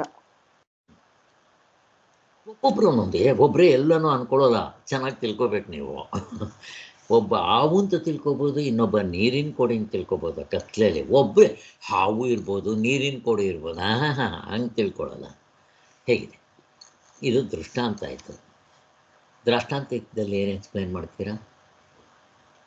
ನನಗೆ ಹುಟ್ಟಿದೆ, ಸಾಯ್ತೀನಿ, ನಾನು ಮುಪ್ಪು ಬಂದಿದೆ, ಕಾಯಿಲೆ ಬಂದಿದೆ ಅಂತೆಲ್ಲ ತಿಳ್ಕೊಂಡಿದೀವಿ ಸರ್. ನಾವು ಅನಾತ್ಮನೆಲ್ಲ ಸತ್ಯ ಅಂತ ತಿಳ್ಕೊಂಡಿದೀವಿ. ಇಂದ್ರಿಯಗಳಿದಾವೆ, ಮನಸ್ಸಿದೆ, ಬುದ್ಧಿ ಇದೆ ಅಂತ. ಇದೆಲ್ಲ ಸುಳ್ಳು. ಆತ್ಮ ಒಂದೇ ಸತ್ಯ ಅಂತ ತಿಳ್ಕೊಂಡಾಗ ನಮ್ಗೆ ಈ ಆನಂದ ಸಿಕ್ಕೋಗುತ್ತೆ ಸರ್. ಆನಂದಕ್ಕೋಸ್ಕರ ಇದೆಲ್ಲ. ಹೇಗೆ ಹಗ್ಗವನ್ನು ನೋಡಿದ ಮೇಲೆ ಎಷ್ಟು ತಪ್ಪು ಕಲ್ಪನೆ ಮಾಡ್ಕೊಂಡಿದ್ರು ಎಲ್ಲ ಒಟ್ಟಿಗೆ ಕಿತ್ಕೊಂಡು ಹೋಗುತ್ತೆ, ಒಟ್ಟಿಗೆ. ಹಾಗೆಯೇ ನಮಗೆ ಆತ್ಮನ ಜ್ಞಾನ ಆಗಿದ ತಕ್ಷಣ ನಾವು ಏನೇನೋ ತಪ್ಪು ಮಾಡ್ಕೊಂಡಿದ್ವಲ್ಲ, ಒಂದೇ ಲೈನಲ್ಲಿ ಹೇಳಬೇಕಾದ್ರೆ ಬ್ರಹ್ಮ ಸತ್ಯ, ಜಗತ್ತು ಮಿಥ್ಯ. ಅಲ್ಲಿಗೆ ಅವಸ್ಥೆ ಒಳಗಡೆ ಇರೋ ಅರ್ಧ ಡಜನ್ ಅಂದಿಲ್ಲ, ಇಂದಿಲ್ಲ, ಮುಂದಿಲ್ಲ, ನನಗೆ ಮಾತ್ರ ಅಲ್ಲ, ಯಾರಿಗೂ ಇಲ್ಲ ಅಂತ ಗೊತ್ತಾಗುತ್ತೆ. ಎಷ್ಟು ಚೆನ್ನಾಗಿದೆ ನೋಡ್ರಿ. ಹಾವು ಹಗ್ಗ ನೋಡ್ರಿ, ಹಿಂಗೆ ಕಾಣುತ್ತೆ. ಮುಗಿದು ಹೋಯ್ತು. ಈ ಶರೀರವನ್ನು ನಾನು ಅಂದ್ಕೊಂಡಿದ್ದೆ, ನಾನು ಹೆಂಡತಿ ಮಕ್ಕಳು ನಾನು ಅಂದ್ಕೊಂಡಿದ್ದೆ. ಮಳೆ ಹೊಡೆದ್ರೆ ಅಲ್ಲಿ ಇದು ಸುಟ್ಟೋಗ್ತಾ ಇದ್ದರೆ ಮನೆ ಬಾಯಿ ಬಡ್ಕೊಳ್ಳೋದು ಎಲ್ಲ ಗೊತ್ತಲ್ವ ನಿಮಗೆ. ಅಲ್ಲಿಗೆ ಮಿಥ್ಯಾತ್ಮ, ಗೌಣ ಆತ್ಮ ಎಲ್ಲವೂ ನಾನು ಅಂದ್ಕೊಂಡಿದ್ದೆ. ಹೋಯ್ತು, ಎಲ್ಲ ಕಿತ್ಕೊಂಡು ಹೋಯ್ತು. ಹೋಗಿ ಪ್ರಪಂಚ ಇರುತ್ತೆ ಸತ್ಯವಾಗಿ. ಜ್ಞಾನ ಆದಮೇಲೆ ಪ್ರಪಂಚ ಇರೋದಿಲ್ಲ, ಕರ್ತೃತ್ವ ಇಲ್ಲ, ಭೋಕ್ತೃತ್ವ ಇಲ್ಲ, ಕಾಮಕ್ರೋಧಗಳಿಲ್ಲ. ನನಗೆ ಮಾತ್ರ ಅಲ್ಲ, ಯಾರ್ಯಾರಿಗೂ ಇಲ್ಲ.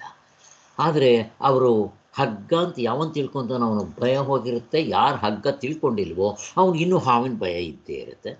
ಮುಗ್ದೋಯ್ತು ಅಷ್ಟೇ. ನನಗೂ ಅಷ್ಟೇ. ತಿಳ್ಕೊಳ್ಳೋಕೆ ಮೊದಲು ಕಣ್ಣು ಮುಚ್ಕೊಂಡಾಗ ಹಾವಿನ ಭಯ ಇರಲಿಲ್ಲ. ಸ್ವಲ್ಪ ಹೊತ್ತು ಕಣ್ಣು ಮುಚ್ಕೊಂಡಾಗ ಹಬ್ಬ ಇವಾಗ ಸದ್ದ ಹಾವಿಲ್ಲ. ಕಣ್ಣು ಬಿಟ್ಟನ ಅಕಸ್ಮಾತ್ ಬಂದು ಕಚ್ಚಿದ್ರೆ, ಇದು ನಿದ್ದೆಗೆ ಹೋದರೆ ಇಷ್ಟೇ.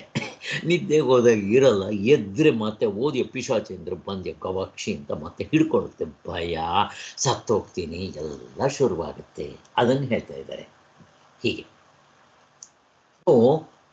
ಕರ್ತೃಕ್ರಿಯಾಕಾರಕ ಫಲ ಮೊದಲಾದವೆಲ್ಲವೂ ಕೇವಲ ಆತ್ಮನೇ ಆಗಿರುತ್ತೆ.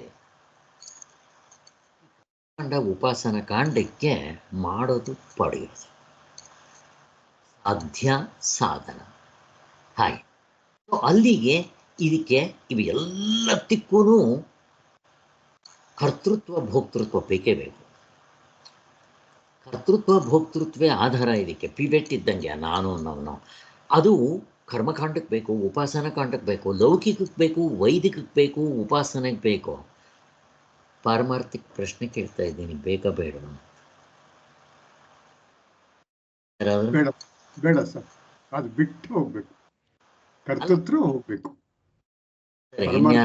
ಇನ್ಯಾರಾದ್ರು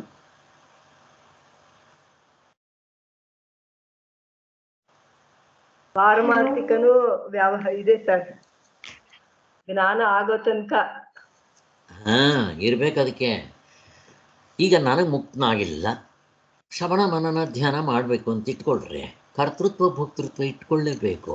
ಇನ್ನೂ ನಾನು ಮುಕ್ತನಾಗಿಲ್ಲ, ನನಗಿನ್ನೂ ಹಾವೇ.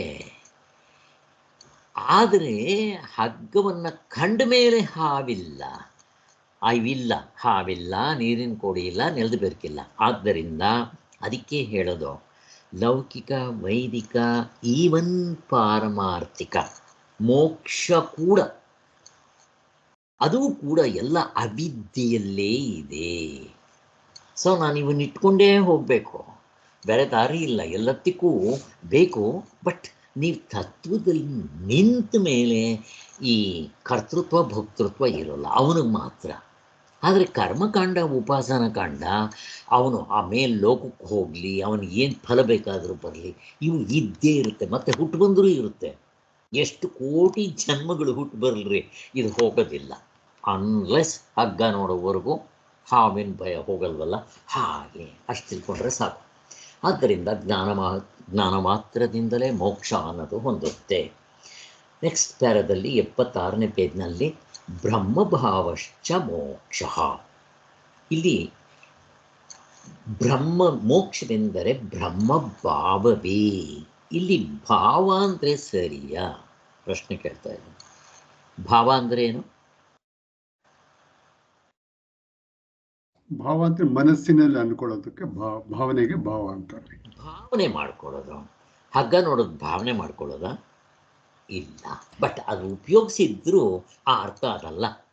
ಆದ್ದರಿಂದ ನನ್ನ ಭಾವನೆ ಅಂತ ಹೇಳಿದ ತಕ್ಷಣ ಆಮೇಲೆ ಅದು ಉಪಾಸನೆ ಆಗ್ಬಿಡುತ್ತೆ. ಬಟ್ ಉಪಯೋಗಿಸ್ತಾರೆ, ಬಟ್ ಆ ಅರ್ಥ ಅಲ್ಲ. ಇಲ್ಲಿ ಜ್ಞಾನನೇ ತಗೋಬೇಕು, ಭಾವನೆ ಮಾಡೋದು ಅಲ್ಲ. ಅಷ್ಟು ತಿಳ್ಕೊಂಡ್ರೆ ಸಾಕಷ್ಟೇ. ಮತ್ತು ಆಚಾರ್ಯರು ಅದರಲ್ಲಿ ಉಪಯೋಗಿಸಿದ್ದಾರೆ. ಈ ಬ್ರಹ್ಮಭಾವವು ಪ್ರತಿಯೊಬ್ಬನ ಸ್ವರೂಪವಾಗಿ ಆಗಿಯೇ ಮೊದಲೇ ಇದ್ದು ಬಿಟ್ಟಿರುವುದರಿಂದ ಅದರ ಬಗ್ಗೆ ಅಂದರೆ ಸ್ವರೂಪದ ಬಗ್ಗೆ ಇರುವ ತಪ್ಪು ತಿಳುವಳಿಕೆಯನ್ನು ಕಳೆಯುವುದೊಂದನ್ನು ಬಿಟ್ಟರೆ, ತುಂಬ ಇಂಪಾರ್ಟೆಂಟ್ ಇದು. ನೀವು ಆತ್ಮನ್ ತಗೊಂಬಂದು ಕೊಂಡಿಸ್ಕೋಬೇಕಾಗಿಲ್ಲ. ನಿಮ್ಮ ಮನೆಯಲ್ಲಿ ದೇವ್ರನ್ನ ಪ್ರತಿಷ್ಠಾಪನೆ ಮಾಡ್ದಂಗೆ ಆತ್ಮನ ಎಲ್ಲೋ ಇಲ್ಲದೆ ಇರೋ ದೇವ್ರನ್ನ, ಗುಡಿಲೇನಿರಲ್ಲ ಮೊದಲು, ಆಮೇಲೆ ನೀವು ಆ ದೇವ್ರನ್ನ ಎಲ್ಲೋ ಕೆತ್ತಿಸ್ಬಿಟ್ಟು ತೊಗೊಂಬಂದು ಪ್ರತಿಷ್ಠಾಪನೆ ಮಾಡ್ತೀರಿ. ಹಾಗೆ ಮಾಡಬೇಕೇನೋ? ಒಳಗಡೆ ನಿಮ್ಮ ಆತ್ಮನ ನೀವು ಮಾಡ್ರಿ ಬಿಡ್ರಿ, ಮೊದಲೇ ಇದ್ಬಿಟ್ಟಿದ್ದಾನ ಹಾಗೆ. ಮತ್ತು ಏನು ಮಾಡಬೇಕಿಲ್ಲಿ? ಪ್ರಶ್ನೆ ಕೇಳ್ತಾ ಇದ್ದೀನಿ, ಇಂಪಾರ್ಟೆಂಟ್ ಇದು. ಏನು ಮಾಡಬೇಕು? ಅನಾತ್ಮ ಬಿಡಬೇಕು.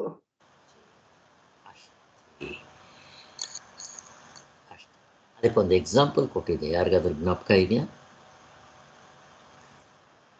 ಅದು ನಿಮಗೆ ಸಿಗೋದು ಕಷ್ಟ. ಅದು ಈಗ ರಾಮನ್ ಚಿತ್ರ ವಿಗ್ರಹ ಕತ್ತಿ ಅಂತ ಹೇಳ್ತೀನಿ ಅಂತ ಇಟ್ಕೊಳ್ರಿ. ಅವನು ಸ್ಕ್ವೇರ್ ಆಗಿರೋ ಒಂದು ಕಲ್ಲು ತರ್ತಾನೆ. ಫಸ್ಟ್ ಅದ್ರ ಮೇಲೆ ರಾಮನ್ ಚಿತ್ರ ಬರಿತಾನೆ.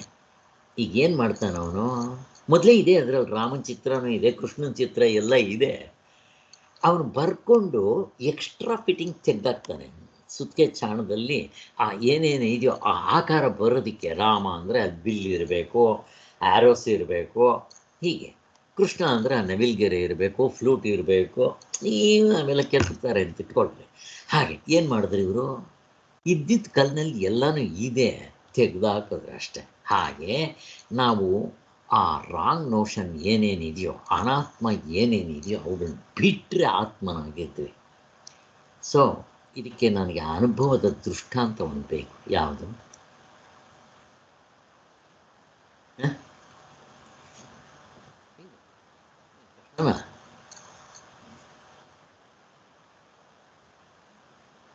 ಕಾಶಿರಾಜಿಂದ ಸರ್, ಕಾಶಿರಾಜ ಇರ್ತಾನಲ್ಲ. ಅಲ್ಲ, ಪ್ರತಿದಿನ ನಿದ್ದೆ ಅನುಭವ ಇಲ್ವಾ?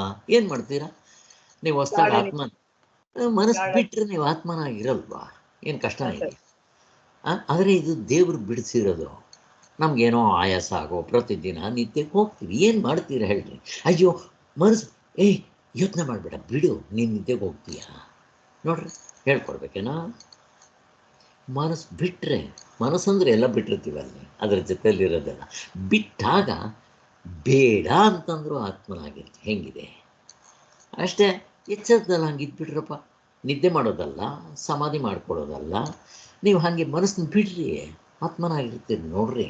ಮನಸ್ಸು ಬಿಡೋದಕ್ಕೆ ಸಾಧನೆ. ಅದಕ್ಕೋಸ್ಕರನೇ ಸುಮ್ಮನೆ ಬೊಮ್ಮನಾಗುವೆ. ಅದಕ್ಕೋಸ್ಕರನೇ ದಾಸರು ಹಾಡಿರೋದು, ಮೊಸರೆ ತೊಳೆಯಬೇಕು ಮನಸ್ಸಿನ ಮೊಸರೆ ತೊಳೆಯಬೇಕು ಅಂತ. ನಾವು ಪಾತ್ರೆ ತೊಳಿತೀವಿ. ಈಗ ನಾವಿಲ್ಲಿ ಅಮೇರಿಕಾಗೆ ಬಂದರೆ ನಿಮ್ಗೆ ಏನು ಕ್ವಾಲಿಫಿಕೇಷನ್ ಇರಬೇಕು ಅಂದರೆ ಪಾತ್ರೆ ತೊಳೆಯೋಕ್ಕೆ ಬರುತ್ತಾ? ಇಲ್ಲಿ ನನ್ನ ಕೆಲಸ ಅಷ್ಟೇ, ದಿನಕ್ಕೊಂದ್ಸರಿ 1 ಗಂಟೆ ಪಾತ್ರೆ ತೊಳಿತಾ ಇದ್ದರೆ ಆಗುತ್ತೆ ಅಷ್ಟೇ. ಅದು ಎಲ್ಲ ಡಿಶ್ ವಾಶ್ ಇರುತ್ತೆ, ಅದಕ್ಕೆ ಹಾಕ್ಬಿಟ್ರೆ ಆಗೋಯ್ತು. ಆದರೂ ಅದನ್ನು ಸ್ವಲ್ಪ ತೊಳೆದು ಹಾಕಬೇಕಿದೆ, ಹೀಗೆ ಅಷ್ಟೇ.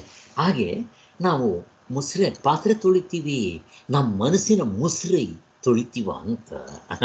ಆ ತೊಳಿಯೋದಕ್ಕೆ ಏನು ಮಾಡಬೇಕು? ಈಗ ಹೇಳಿದ್ವಲ್ಲ ಸಾಧನೆ ಚಾರ್ಟು, ಅವುಗಳು ಮಾಡ್ತಾ ಇದ್ದರೆ ಆ ಕೊಳಕೆಲ್ಲ ಹೋಗುತ್ತೆ. ಕೊಳಕು ಹೋಯಿತು ಅಂದರೆ ಆ ಆತ್ಮನು ಎಷ್ಟು ಶುದ್ಧವಾಗಿದ್ದಾನೋ ನಮ್ಮ ಮನಸ್ಸು ಅಷ್ಟೇ ಶುದ್ಧವಾಗಬೇಕು. ಆಗಿದ ತಕ್ಷಣ ನಿಮಗೆ ಬೇಡ ಅಂತಂದ್ರು ಆ ಮನಸ್ಸು ಅಂತ ಅನುಮಾನ ಆತ್ಮನಲ್ಲಿ ಅದ್ಕೊಳ್ಳುತ್ತಂತೆ. ಅದೇ ಅಷ್ಟೇ ಬೇಕಾಗಿರೋದು, ಮಾಡಬೇಕಾಗಿರೋದು. ಅದಕ್ಕೋಸ್ಕರ ನಮಗೆ ಅಂದರೆ ಏನು ಅಂದರೆ ಮನಸ್ಸನ್ನು ಶುದ್ಧಿ ಮಾಡ್ಕೊತಾ ಹೋಗಬೇಕು. ಎಲ್ಲದಕ್ಕಿಂತ ಹೆಚ್ಚಾಗಿ ಪರಂಪರಾದ್ರಲ್ಲಿ ಸ್ವಲ್ಪ ಆಗುತ್ತೆ, ಅದು ಹೊರಗಡೆಯಿಂದ. ಸಹಕಾರಿನಲ್ಲಿ ಇನ್ನೂ ಜಾಸ್ತಿ ಆಗುತ್ತೆ. ಮತ್ತು ಶ್ರವಣ ಮನನ ಧ್ಯಾನದಲ್ಲಿ ತುಂಬ ಆಗುತ್ತೆ. ಹಾಗೆ ಸೊ ನಿಮ್ಮ ಮನಸ್ಸು ಶುದ್ಧಿ ಆಗ್ತಾ ಬರುತ್ತೆ. ಈ ಕರ್ತೃತ್ವ ಭೋಕ್ತೃತ್ವ, ಈ ಅಹಂಕಾರ ಅನ್ನೋದು ತಿನ್ನೌಟ ಆಗ್ತಾ ಇರುತ್ತೆ. ತುಂಬ ತಿನ್ನೌಟ ಆಗುತ್ತೆ. ಆಮೇಲೆ ಸುಮ್ಮನೆ ಗಾಳಿ ಬೀಸಿದ್ರೆ ಸಾಕು, ಅದು ಕಟ್ಟಾಗಿಬಿಟ್ರೆ ಆತ್ಮನಾಗಿ ಉಳ್ಕೊಂಡ್ಬಿಡ್ತೀವಿ. ಇಷ್ಟು ಸ್ವರೂಪದ ಬಗ್ಗೆ ಇರುವ ತಪ್ಪು ತಿಳುವಳಿಕೆನ ಕಳೆಯುವುದೊಂದನ್ನು ಬಿಟ್ಟರೆ ಇನ್ನೇನು ಮಾಡಬೇಕಾಗಿರೋದಿಲ್ಲ. ಈ ತಪ್ಪು ತಿಳುವಳಿಕೆಯು ಜ್ಞಾನ ಮಾತ್ರದಿಂದಲೇ ತೊರಗುವುದು ಹೊರತು ಬೇರೆ ಯಾವ ಉಪಾಯವೂ ಇಲ್ಲ ಅಂತ ಹೇಳ್ತಾ ಇದ್ದಾರೆ. ಹೀಗೆ ಶಂಕರರ ಕಾಲದ ವೈದಿಕರಿಗೆ ತೋರಿಸ್ಕೊಟ್ಟಿದ್ದಾರೆ ಇದನ್ನು, ಅವರಿಂದ ಹಿಂದೆ ಇದ್ದವರಿಗೆ, ಅವರಿಗೆಲ್ಲ ಈ ವಿಷಯದಲ್ಲಿ ಕೆಲವು ವಾಕ್ಯಗಳನ್ನ ನೋಡ್ಬೋದು. ವಸ್ತುತಂತ್ರಜ್ಞಾನಕ್ಕೂ ಕರ್ತೃತಂತ್ರಗಳಾದ ಕರ್ಮ ಉಪಾಸನೆಗಳಿಗಿರುವ ವ್ಯತ್ಯಾಸ ಗೊತ್ತಾಗುತ್ತೆ. ಸೊ ಇದನ್ನು ತತು ಸಮನ್ವಯಾತ್ 4ನೇ ಮಂತ್ರ ಸೂತ್ರಭಾಷ್ಯದಲ್ಲಿ ಈ 4-5 ಸೂತ್ರಗಳು ತುಂಬ ಮುಖ್ಯ. ಮೊದಲನೇದು ಅಥಾತೋ ಬ್ರಹ್ಮ ಜಿಜ್ಞಾಸ, ಬ್ರಹ್ಮನ್ ಕಾಣ್ಕೋಬೇಕು, ನಿಮಗೆಲ್ಲ ಹೇಳಿದ್ದೆ. ಎರಡನೇದು ಏನಪ್ಪ ಅಂತಂದರೆ ಯಾವ ಬ್ರಹ್ಮ ಅಂತ ಪ್ರಶ್ನೆ ಬರುತ್ತೆ. ಬ್ರಹ್ಮನ್ನೇ ತಿಳ್ಕೋಬೇಕು, ಅದಕ್ಕೆ ಸಾಧನ ಚತುಷ್ಟ ಯೋಗ್ಯತೆ ಇರಬೇಕು, ಕರ್ಮಕಾಂಡ ಉಪಾಸನ ಕಾಂಡ ಯಾವುದು ಬೇಕಾಗಿಲ್ಲ ಅಂತ ಹೇಳಿದ್ರು. ವೇದ ಓದೋದು ಏನು ಬೇಕಾಗಿಲ್ಲ ಅಂತ. ಕೊನೆಗೆ ಬ್ರಹ್ಮ ಅಂದಿದ ತಕ್ಷಣ ಯಾವ ಬ್ರಹ್ಮ, ಯಾಕೆ ಆ ಪ್ರಶ್ನೆ ಬಂತು? ಕೆಲವರು ಹೇಳ್ತಾರೆ ಕೈಲಾಸದಲ್ಲಿರೋ ಬ್ರಹ್ಮ, ವೈಕುಂಠದಲ್ಲಿರೋ ಬ್ರಹ್ಮ ಅಂತ. ಇನ್ನು ಕೆಲವರು ಹೇಳ್ತಾರೆ ಪ್ರಧಾನ, ಹಿಂಗೆಲ್ಲ ಏನೇನೋ ಹೇಳ್ತಾರಲ್ಲ. ಅದಕ್ಕೋಸ್ಕರ ಶಾಸ್ತ್ರದಲ್ಲಿ ಹೇಳ್ತಾರೆ, ಯಾರಿಂದ ಈ ಪ್ರಪಂಚ ಸೃಷ್ಟಿ ಆಯಿತೋ ಆ ಬ್ರಹ್ಮನ್ ತಿಳ್ಕೋಬೇಕು. ಅದಕ್ಕೋಸ್ಕರ ಬ್ರಹ್ಮಯೋನಿತ್ವಾತ್ ಅಂತ ಹೇಳೋದು. ಅಲ್ಲಿ ಕಪಿಲ ಸಾಂಖ್ಯರು ಪ್ರಧಾನದಿಂದ ಆಗುತ್ತೆ ಅಂತ, ಮತ್ತು ಇವರು ಪರಮಾಣುಗಳಿಂದ ಆಗುತ್ತೆ ಅಂತ, ಸೈಂಟಿಸ್ಟ್ಗಳು ಆ್ಯಟಮ್ಮಿಂದ ಆಗುತ್ತೆ ಪ್ರಪಂಚ ಸೃಷ್ಟಿ ಅಂತ, ಇನ್ನು ಕೆಲವರು ಅದಷ್ಟು ಕದೇ ಆಗುತ್ತೆ, ಸೂರ್ಯ ಇದ್ದ ಸುತ್ತುತ್ತಾ ಇದ್ದ, ಅದಷ್ಟು ಕಡೆ ಕಿಡಿಗಳು ಹಾರು ಬಂತು, ಪ್ರಪಂಚ ಸೃಷ್ಟಿ ಆಯಿತು. ಈ ಸೈಂಟಿಸ್ಟ್ಗಳು ಹೇಳ್ತಾರಲ್ಲ ಅದನ್ನು ಏನೋ ಒಂದು ಪರಿವರ್ತನೆ ಅಂತ. ಹಾಗೆ ಈ ಥರ ಒಬ್ಬೊಬ್ಬರು ಒಂದೊಂದು ಹೇಳ್ತಾರೆ. ಆದರೆ ಇವಾಗ ಯಾವ ಬ್ರಹ್ಮನ ಚಿಂತನೆ ಮಾಡಬೇಕು? ಯಾವ ಬ್ರಹ್ಮನಿಂದ ಈ ಪ್ರಪಂಚ ಸೃಷ್ಟಿ ಆಯಿತೋ ಅವನನ್ನು ಅಂತ. ಅದಕ್ಕೆ ಬ್ರಹ್ಮಯೋನಿತ್ವಾತ್ ಇದೆರಡನೇ ಮಂತ್ರ. ಮೂರನೇ ಮಂತ್ರ ಏನು? ಈಗ ಬ್ರಹ್ಮನ ತಿಳಿಸ್ಕೊಡೋದು ಯಾರೋ ಪ್ರಶ್ನೆ. ಯಾರು ತಿಳಿಸ್ಕೊಡ್ತಾರೆ ಬ್ರಹ್ಮನ? ಬ್ರಹ್ಮಯೋನಿತ್ವಾತ್ ಅನ್ನೋದು ಗೊತ್ತಾಯ್ತು ನಮಗೆ. ಆದರೆ ಅದು ತಿಳಿಸ್ಕೊಡೋರು ಯಾರು? ಶಾಸ್ತ್ರ ಸರ್. ಶಾಸ್ತ್ರ ತಿಳಿಸ್ಕೊಡ್ಬೇಕು. ಅದಕ್ಕೆ ಶಾಸ್ತ್ರ ಪ್ರಮಾಣಂ ಅಂದರೆ ಮತ್ತೆ ನಾವು ಇಂದ್ರಿಯಗಳನ್ನ ಉಪಯೋಗಿಸ್ಕೊಂಡು, ಕರ್ಮೇಂದ್ರಿಯಗಳು ಜ್ಞಾನೇಂದ್ರಿಯಗಳನ್ನ ಉಪಯೋಗಿಸ್ಕೊಂಡು ಹೊರಗಡೆ ಪ್ರಪಂಚದ ವಸ್ತುಗಳು ನೋಡ್ದಂಗೆ ಅಲ್ಲ.